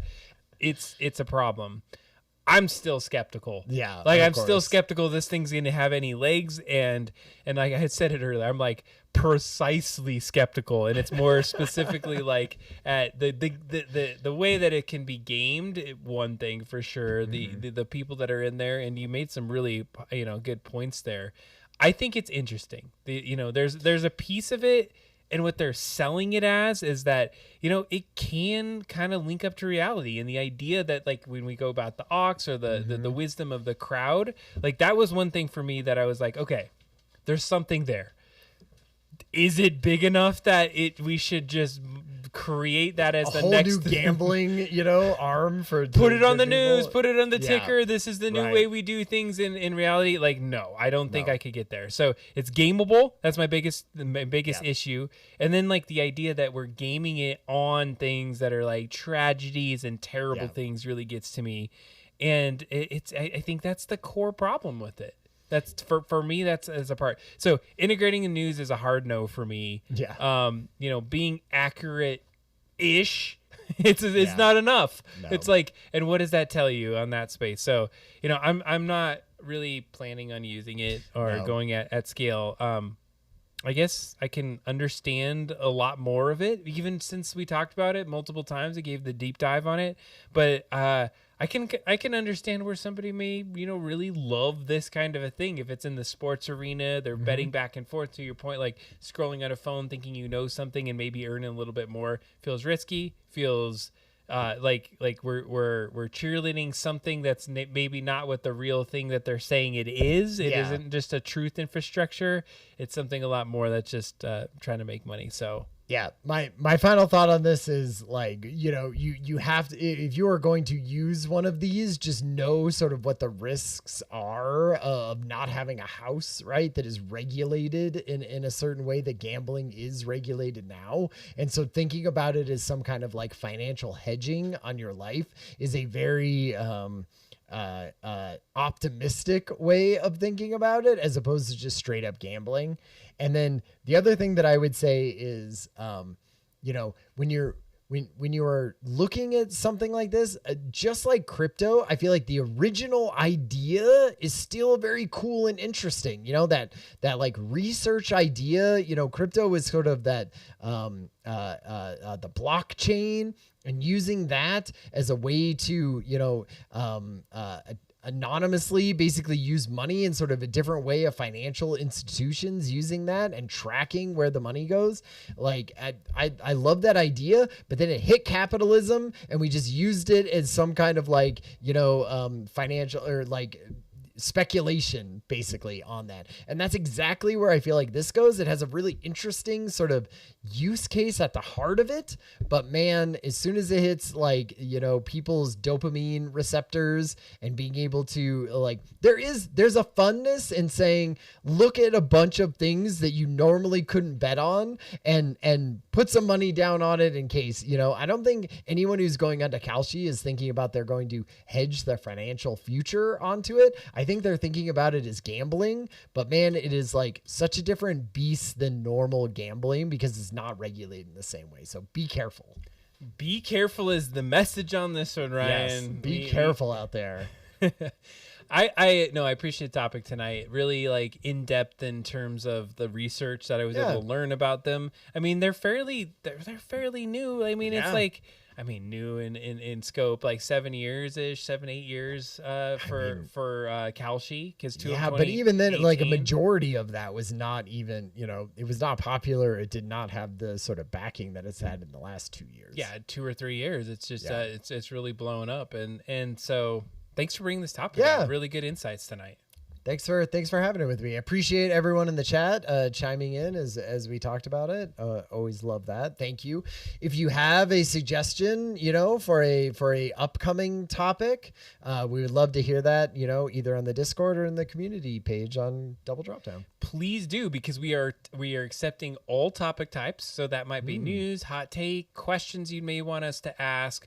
And we are promoting some of those to the main topic. So if you can get onto that page now, love it. Public voting is not available though. But if you're part of our members, you're part of the VIP, to start with. And the VIP are those that have been in the chat from day one. So we got Mike Azules, we got Stealth Mouse, Disturbed we got in there. Disturbed. He Higgs, you have not been invited to the page. Oh man, we need to bring you in. I need your email address, and we got you. All right, let's do it. Laminated membership card. That is in the mail, sir. You can put it next to your Blockbuster card in your wallet. It's amazing.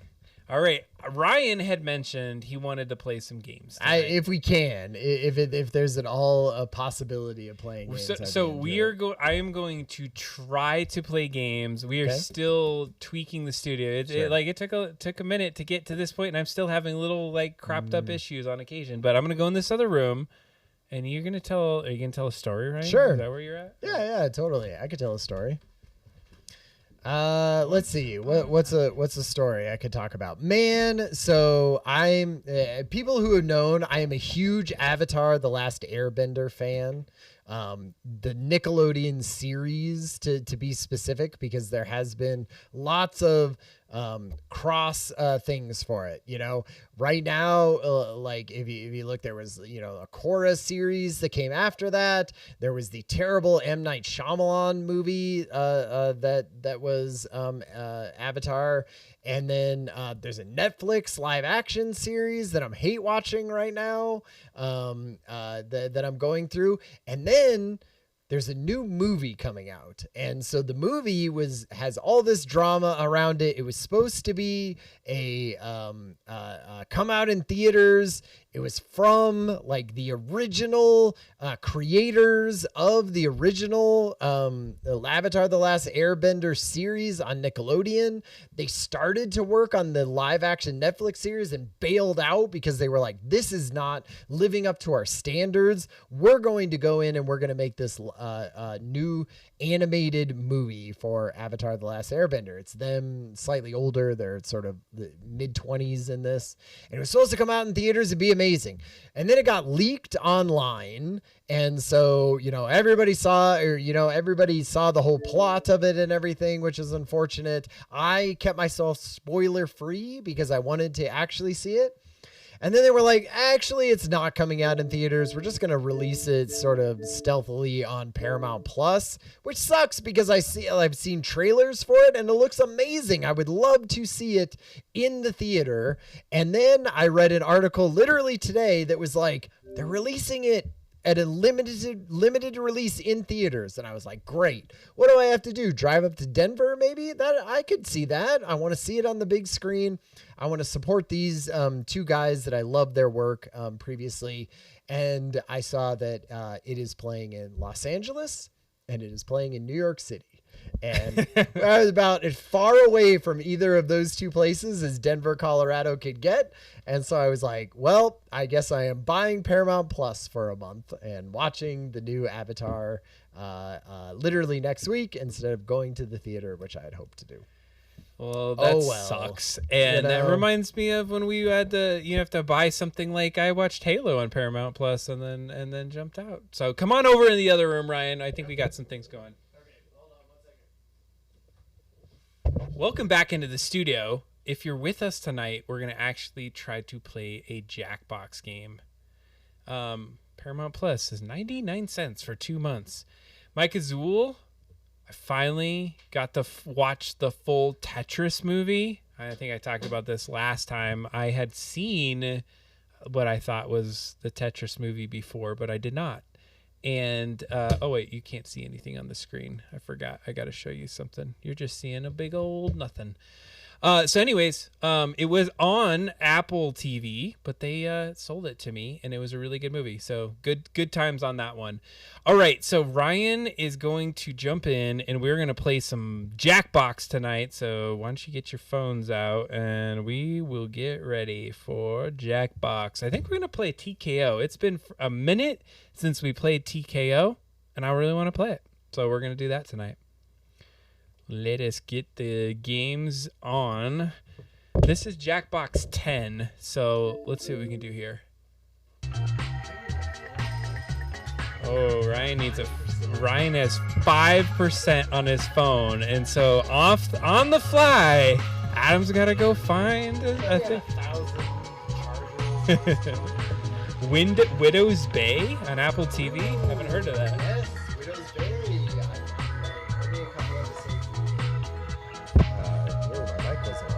A couple episodes in, my wife has watched the entire thing. Gosh, really fun. Yeah, just like I'm usually not into that type of show necessarily, but they do such a great job. It's sort of a like horror, I guess, sort of mystery thing. Is Patricia the assistant or whatever that works in the? Oh God, I heard episode 4 is amazing. So I got to get back into it. This is on Apple TV Plus. I have not seen this. All right, Ryan, you got to plug your phone in. It's right here. Oh, here it is. I placed it in front of him. Jackbox TV. I played a little bit. If it was a snake, it would have bit me. It would have. It was right there. My father used that line a lot when I was a kid. And it's a good line.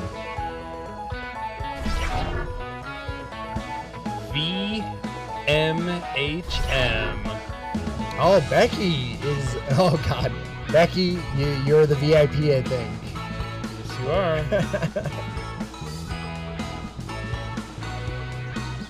All right, let's get this going. I'm in. Oh, TKO, huh? TKO 2. It's been a minute. Yeah. I'm trying to think what guy that I usually play. I'm gonna go this guy. Oh no, I always pick the same guy. Mike Azul always gets that guy. That's great. Becky, you got to pick your player. No stealth? I don't know. She might have passed out. Maybe. All right, we'll give it just another second here. Oh wait. Okay, Stealth Mouse is there. She's just logging in. She's logging in. I think. I don't know. Is that what IWS means? It's like, wait. Oh no, words. I want to play. That's my hope. All right, I'm up. You're gonna have a few seconds. Get in on the game. All right. And one of the tests is how accurate is the stream? How close? There she is. She's in. Nice. All right, Becky. I think you can start us out. I don't know if Becky knows how to. This is the first time she's been VIP before. So Becky, there's a button. There's a button. Gotta It should say like start the game. Yeah! We did it. Nice. Okay. 5 players. This is great. Welcome back to T-Shirt Island. I am. Well, I am. Thank you. Just skipping stuff. Love It's like it. we're going. We all know this. Do it. Greetings, warriors. You're going to make 3 drawings for me. You have everything you need to create them on your device. Start drawing now. It's 3 of them. Man. Has it always been 3? Draw I feel like whatever more comes people to needs more mind. drawings. And ask for a suggestion if you want. We've all done it.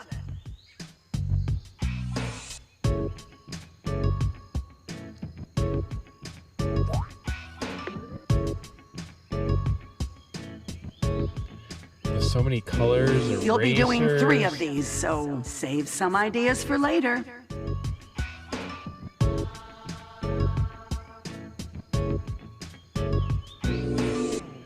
Wait, you're gonna be doing 3 of these?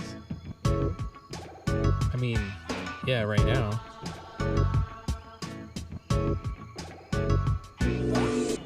Time's halfway up to finish your first drawing. Yeah, I always screw that up.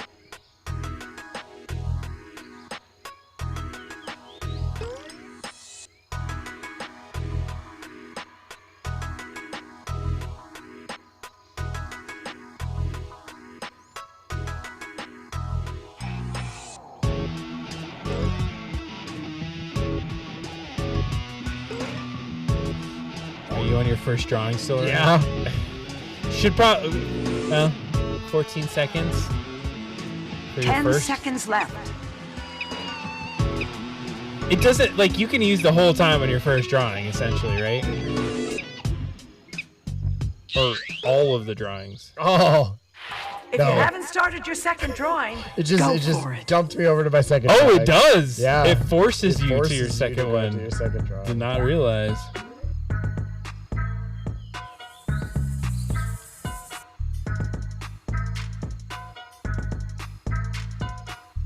One more drawing to go.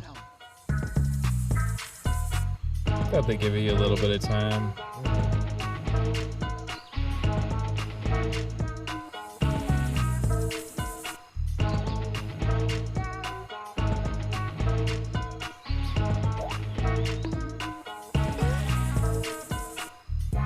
Wow.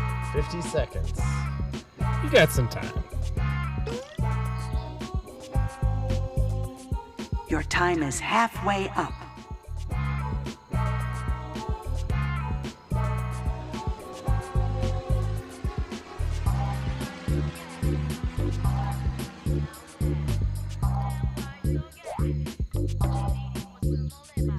Oh my god. So bad. So bad tonight. Oh We haven't my played in a while, you know? It's like drawing on my phone with my fingers. You know, it's all good. 10 seconds, wrap it up. Okay. Fair. Oh, drawing 3 and okay. Yep, we got 3 drawings, folks. If you haven't started your third drawing, time to get into it.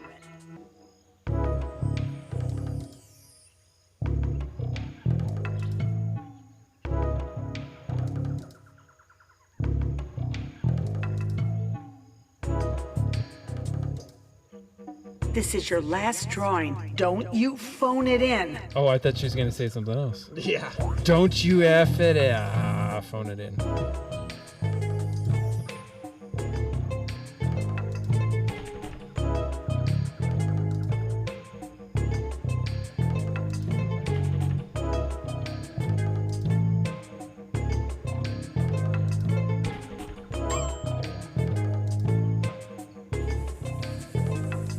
Be aware, your time is halfway up.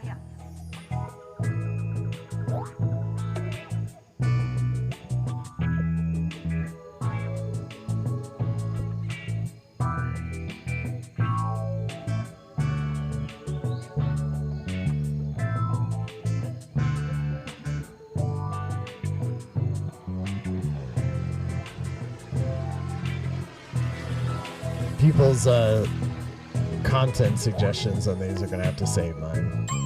I did stuff very different than I typically do. 10 seconds I left. had a tough time tonight. I just had nothing in mind. It's all good. I still showed up. I still did the thing. All right. Ooh, Slogan writing time. Slogans. I'd like at least 4 from each of you. Start writing now. Any collection of words that makes you feel alive. And hit the suggestion button if you're drawing a blank.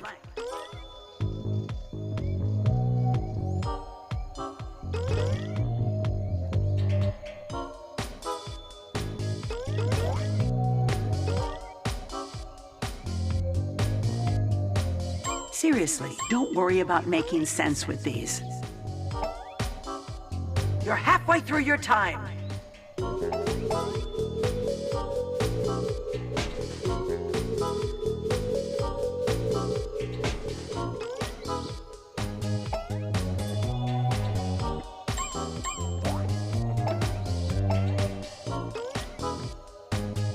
Ten more seconds.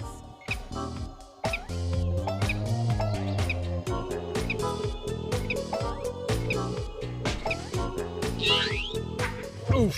It's time to get crafty. They were getting Check out the monosyllabic drawings at the and end there. slogans on Yes. your device and smash 2 together to make a garment that will dominate the battlefield. Start now. Oh, God. Make There's sure to some pick good the ones in garment and here. slogan style that really suits your creation. The day is about making choices.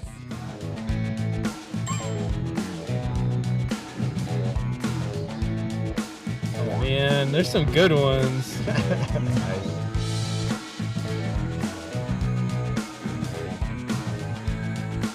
All right. 30 seconds left. Look at all these hot items. Time to let them at each other. Let the tournament begin. Fight!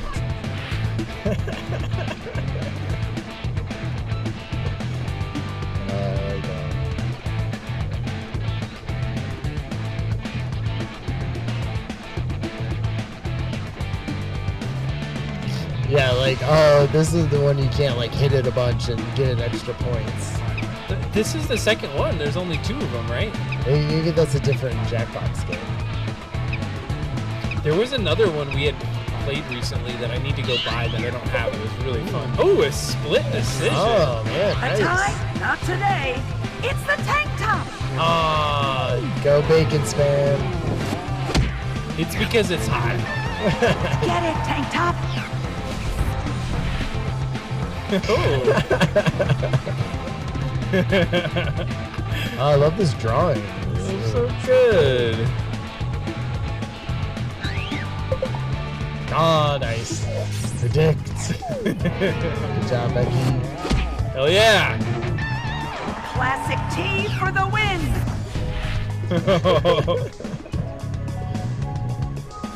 That's fun.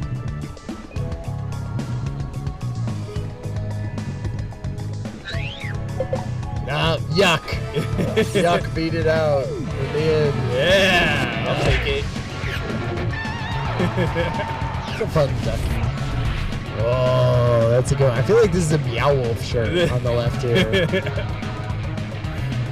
Oh, tough. It's almost like with the word predict, it feels like obey. Like one of those Right, other, like exactly. really trendy. Yeah. Nice. Yeah, talking against your own interest there. I know. All right. Bravo, tournament winner. Dang, move got on, bull. shall we? That's why I liked it. Yeah. Eddie Hardy t-shirt. Hell yeah. You're going to make one more drawing for me, but One this more. time you can draw something new or Ooh. change something already in I'm gonna play. change one. Do it. Check out never your do that. options and choose Never? now. I don't think I've ever changed one.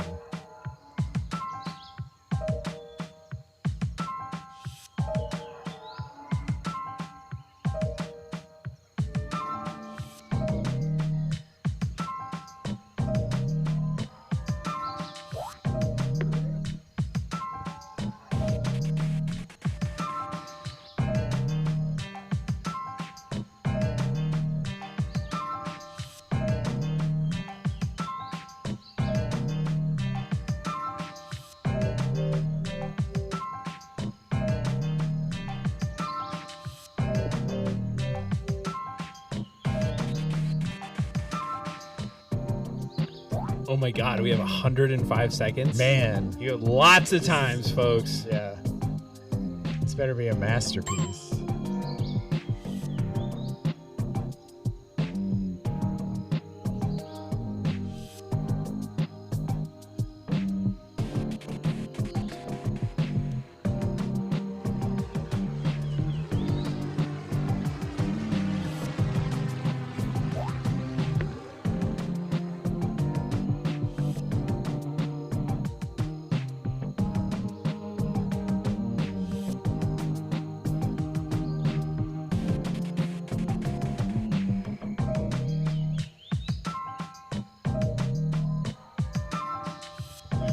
Oh God, I screwed this up so hard.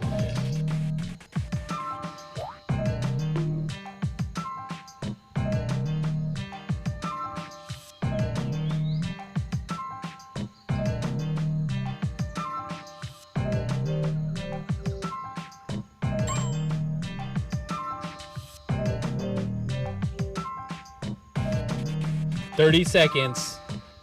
I only say that because your 30 seconds left. timer might be a little off. I wonder how the sync is on this. I think it's like if you're watching on YouTube, it's not too far off. Twitch, oh, it's pretty much the same. Twitch is actually ahead of it, so if you're on Twitch, it's a good place to be. 10 seconds, wrap it up.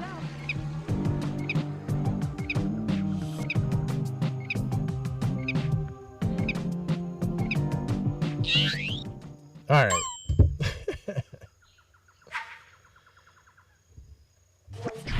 Now for a few more slogans, at Okay. least 4. Begin writing now.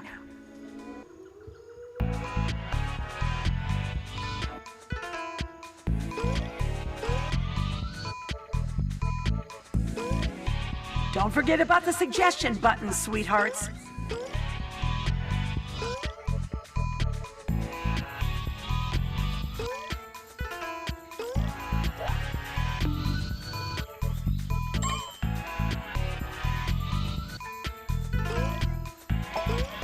You're halfway through your time.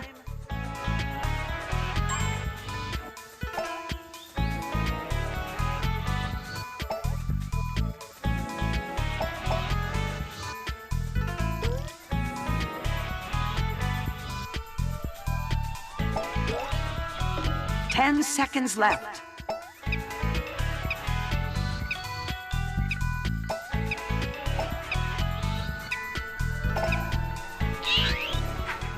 We didn't get the You've last got one. a garment to make and some new drawings and slogans to help you do it. Go!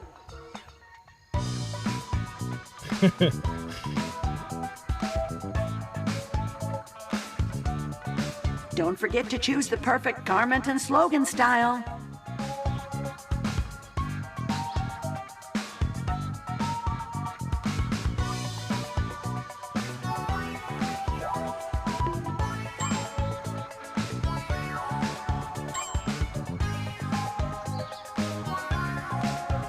Thirty seconds left.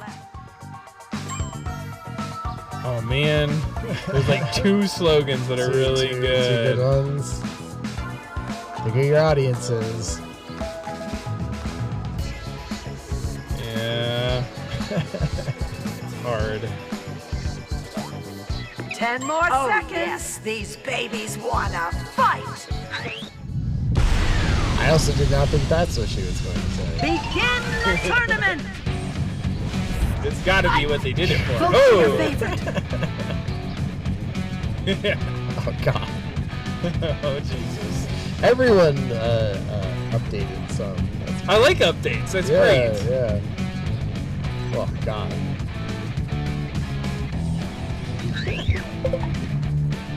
That was a close. That's like Close we've had some one, really close one. good splits on that. That shirt being added to that. Oh gosh. Man, I love that little skeleton. It's cute.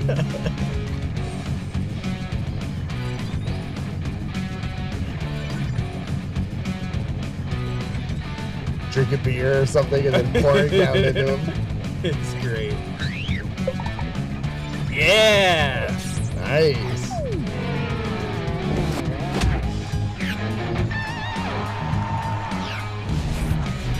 Oh, I love the spider update. Oh god. Who did that update? That's so good. It's gross though. It's also gross. Also but, gross. but good. Sweep. The sweep of the house. Bye. Fatality. I've never seen that. Great. Yeah, there's a clear winner in this race.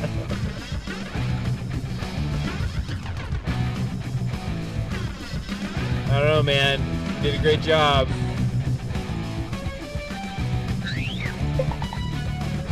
Nice.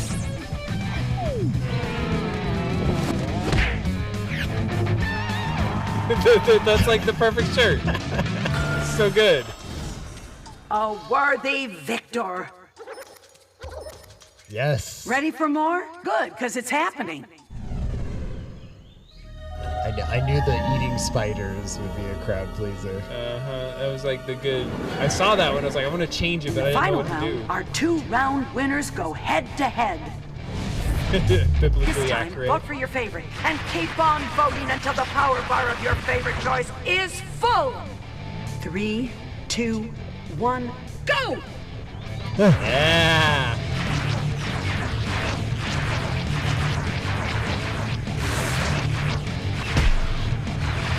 Nobody wants spiders in their mouth. Oh my man. god, spiders are so fun. They want to predict things on the Kalshi market. Uh-oh, it's a race. Oh, shoot.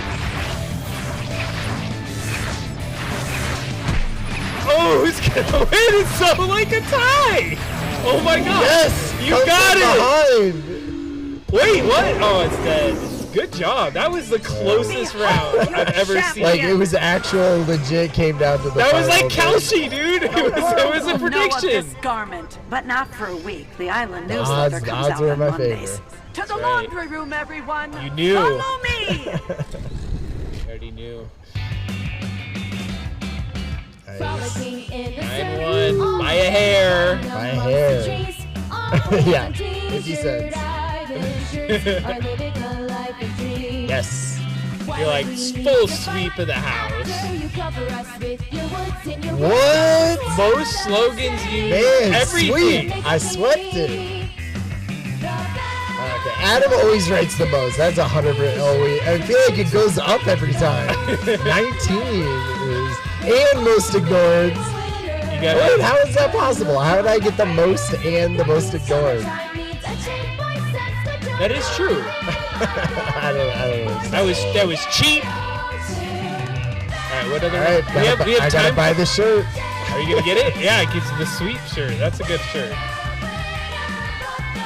Oh, you can get different colors in the background if you don't want that. Ryan's Different buying the colors. shirt right now. Are we gonna? Okay, we can do another game. Yeah. Does let's everyone do it. have time for one more? Time Which for one are one we more? doing? A non-drawing one? We could do that. Uh-oh. I'm stuck. Okay, what is another one? I didn't even think about this before the match. We had this Jackbox 8. What was in this one? There's robots rapping. No, not in this one. Oh, Job Job. Drawful anime. Have you ever played Job Job? I think is that the one with like the presentation you have to make? I don't know. We're playing Job Job. Okay. Just because it's random and it's new and I want to try it. Is everybody cool with Job Job? Wait, was that the one? I want to try it. Oh, it is the presentation one. We're going to give it a go. We'll see what it goes. Might be terrible, but we're going to still try it. Wow, you can have 10 people in this one. Man.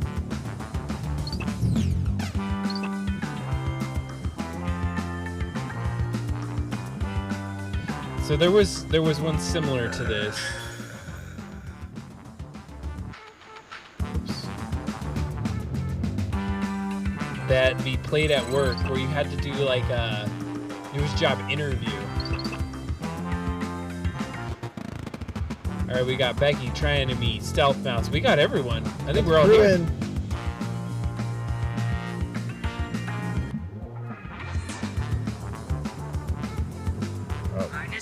drag your name to the card below?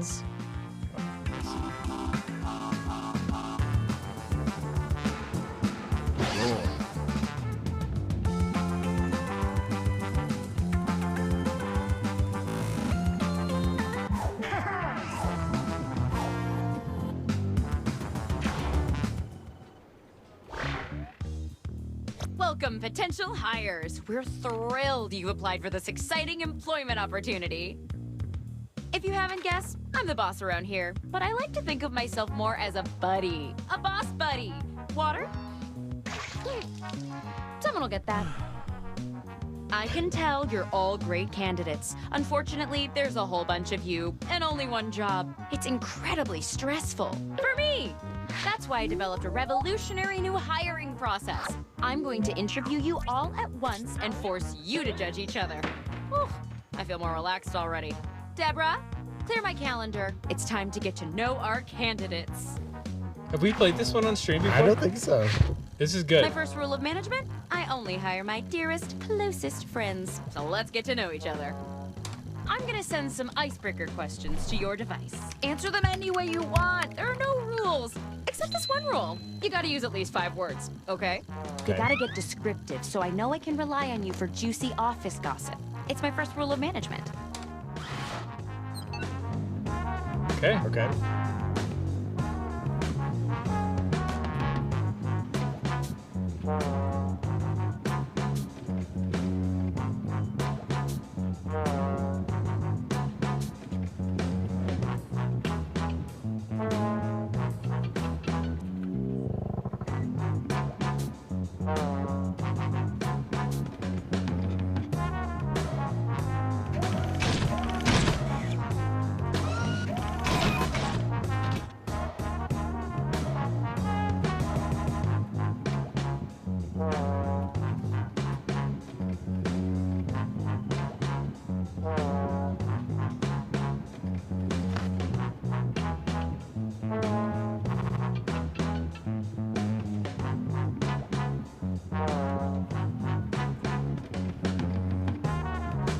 Half your time is up.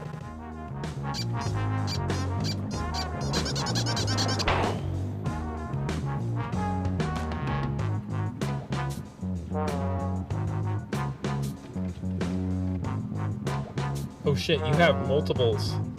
Yeah.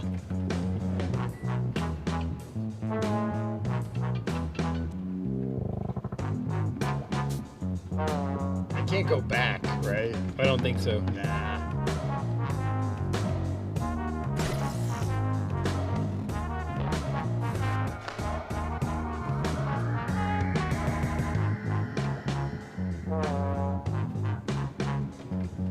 You should hurry, time's running out.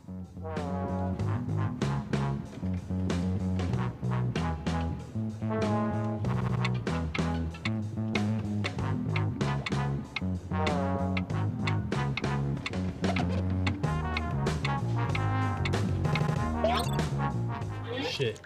All right, now we'll just file your answers. I'm not sure if my last one made it. Uh-oh. File my answers. Perfect. Just shredding them.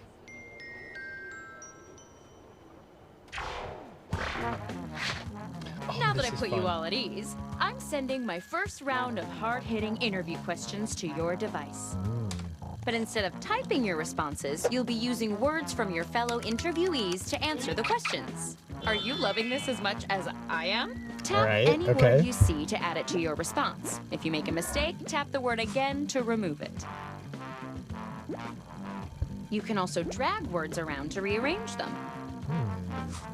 Can't find the right words for what you want to say? Then say something different, I guess. The first rule of management is just make it work already. Okay.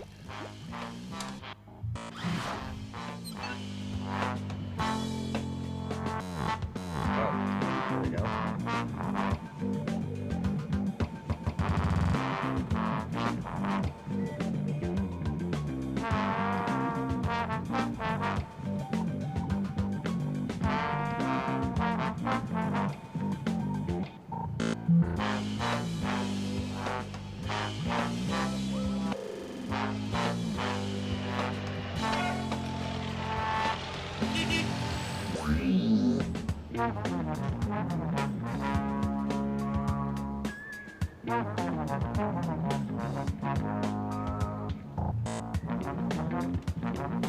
Okay, multiple still.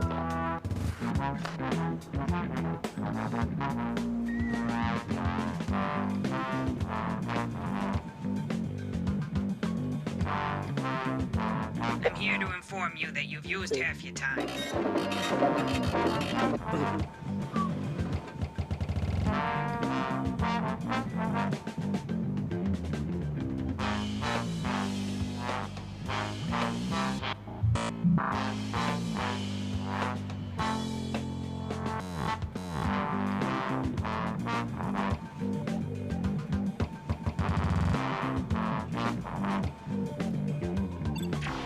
Okay. Here we go. What qualities do you look for in a team? I know one of these is better than the other, but as a test, why don't you guys choose? Cast your vote now.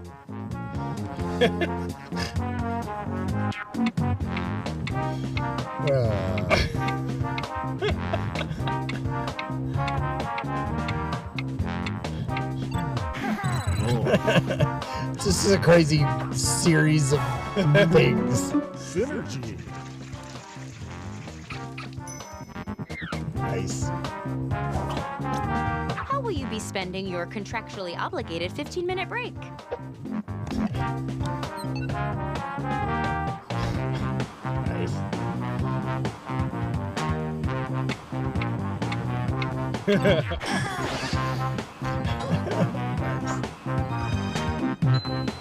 Nice. Ooh, that was Using everyone. words from 3 separate people earns you an extra bonus.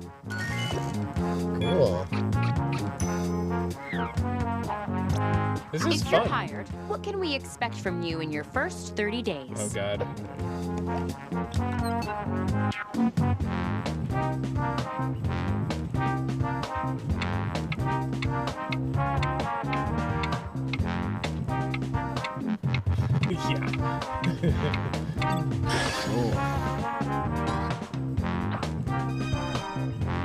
Oh, almost all Becky there. Nice. What rule do you hope to find in the employee handbook?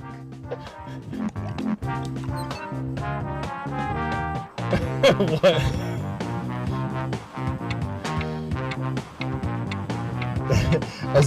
Michael was like doing these fixing ones and it's not landing. All right, so. Ooh, synergy.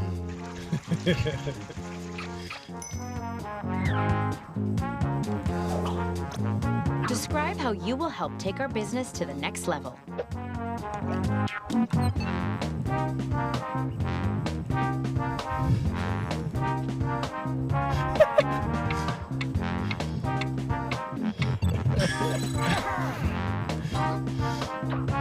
It was too weird, Adam. Say long words about words. No, I was laughing at Say that long one. words about cardboard.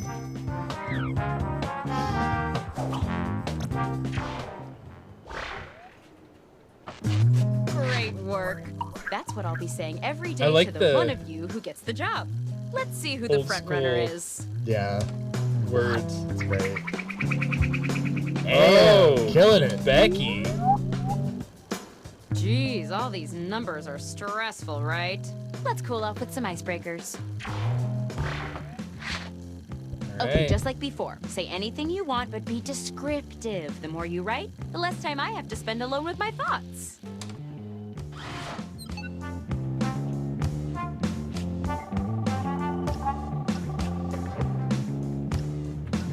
Stevens, I've got a contact at the bank offering 4 quarters for $1. Get down there and buy 'em out.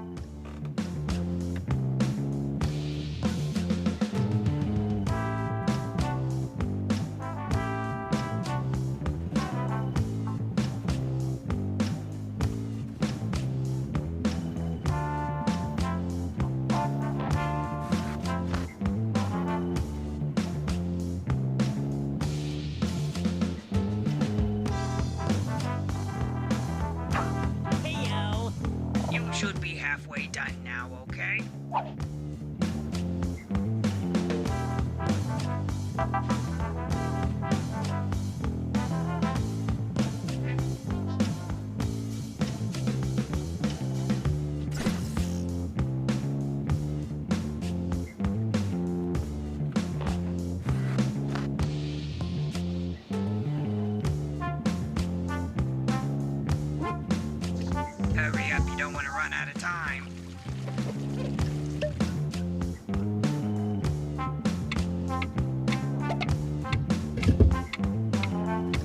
Becky.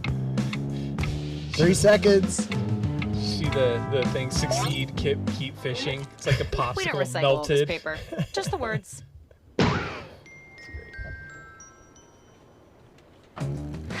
Round 2 of questioning. This time, I want to know how you would handle some tough workplace scenarios. Remember, you can use any word you see on your device in your answer. Try grabbing a word from the question itself. If you really fall in love with a word, tap it a whole bunch and use it again and I again. didn't know you could use it from the question.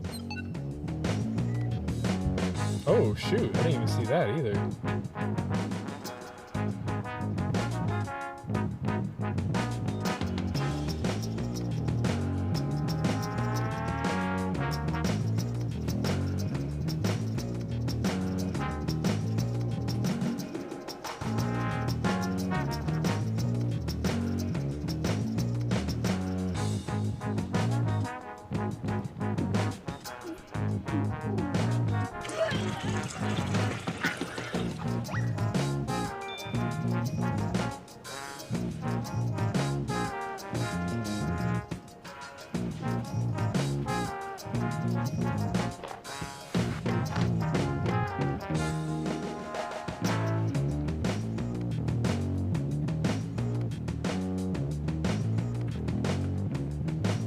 I'm here to inform you that you've used half of your time.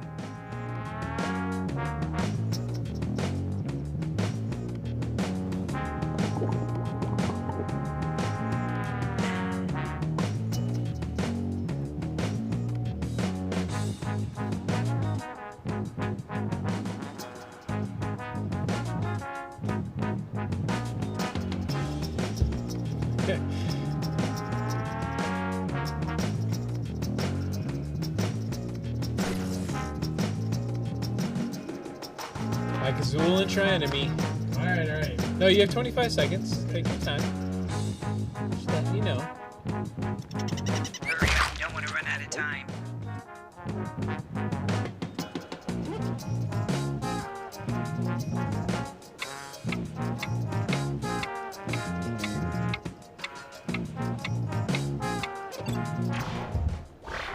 Show me what you got.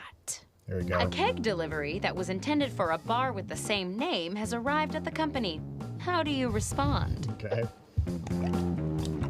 Choose your favorite now. This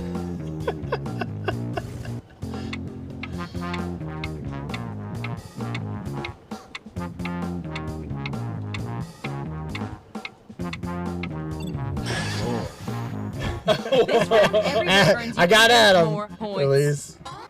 Down that opportunity. Hey, you grab words from the question. Just about any text you see on your device is fair game. Yeah, I didn't know you could do it from the question. Our office though. Yeah, does have a that made me playground. take How longer will you though, because spend I was your like, 30 ooh. minutes of recess?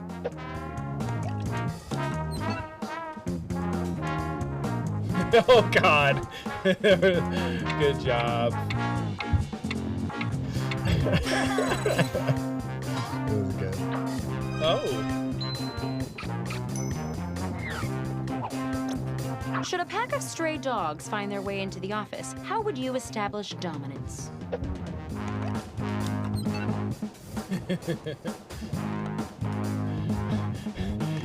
Some of these ones.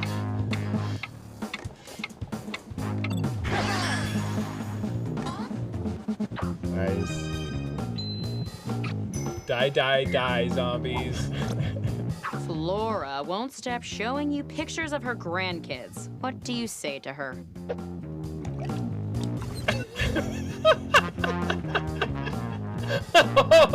Like, all of those are really good. Oh. Laura. Nice. Good job, Stealth. Destroy your asshole. Synergy. Yeah. Oh my goodness.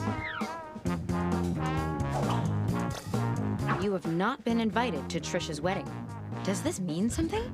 How do you react?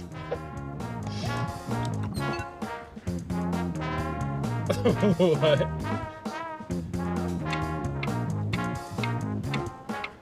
I misread that question, by the way.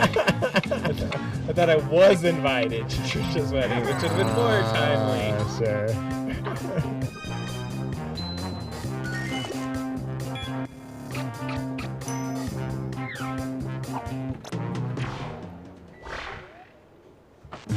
That was a truly brilliant display. Let's see who's my current favorite. It is definitely not I. Uh-oh. Stealth Mouse. Coming up big in that round. You know what would go down smooth right now? One more icebreaker. Okay. Mike as well, taking it. Don't Seconds. overthink it. Just put down whatever enters your mind. Unless you're thinking about my ex. We're still very close. I just don't want to hear about them right now, okay? This is my space. Oh, you're making some good funnies right now.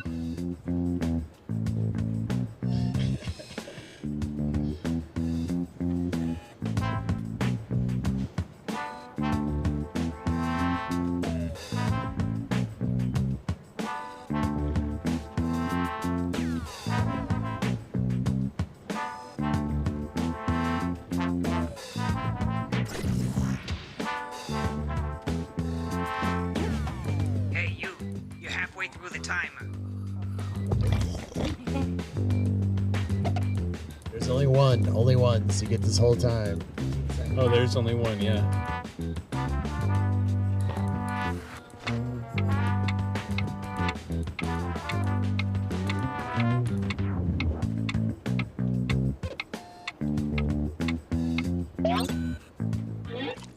This is exactly what I hoped each of you would say.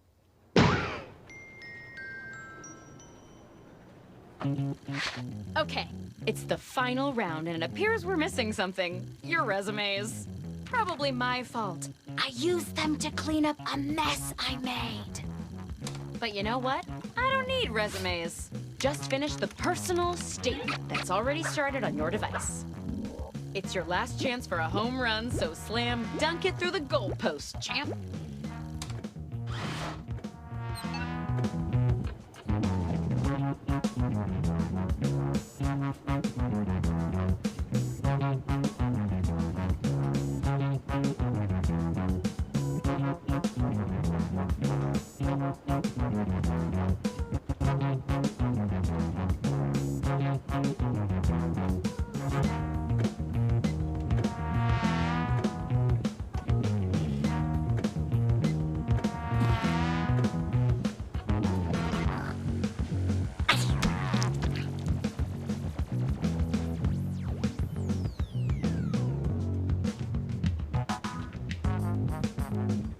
Half your time is up.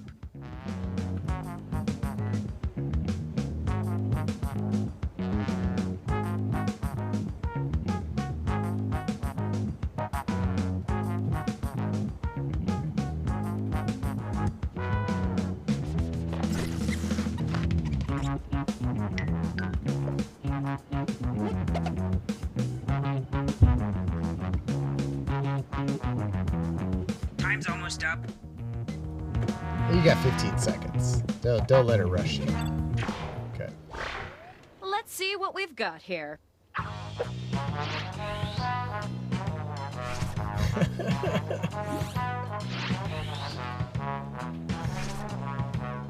Okay. Vote on your devices now. Oh, the second ones have the same. Yeah.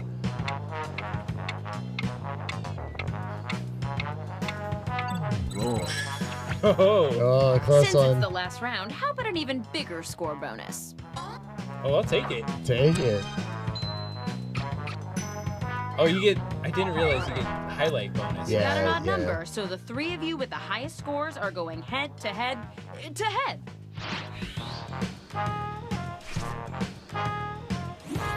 I believe like everyone. I reject everyone.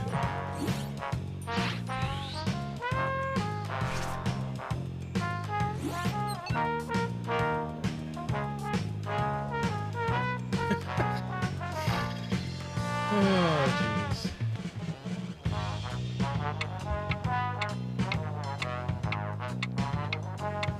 It's like, thank you. Your opinion matters.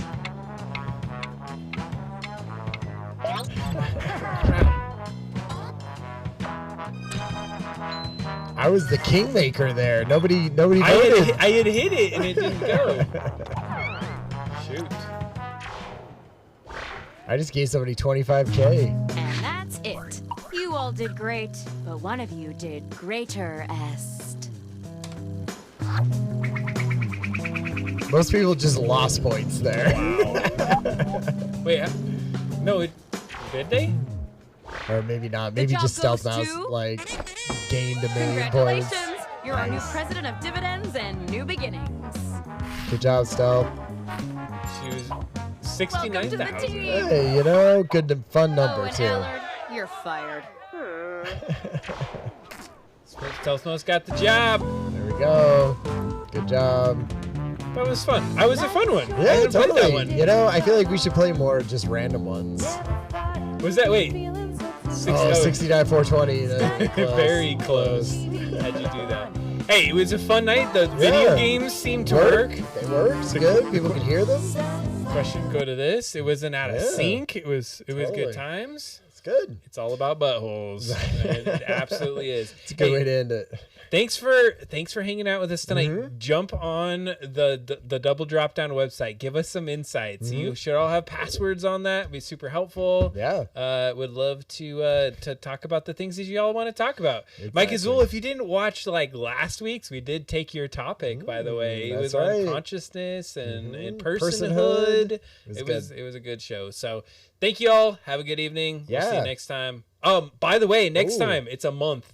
Yeah, so I might be Adam. Adam is taking off the next show, so 2 Thursdays from now. But I might be doing something. We'll see. We might just be playing video games or talking to Kathy, or I don't know. We'll see. We'll figure it out. I'll let everyone know. We'll do another one, but see you next time. See ya. Bye.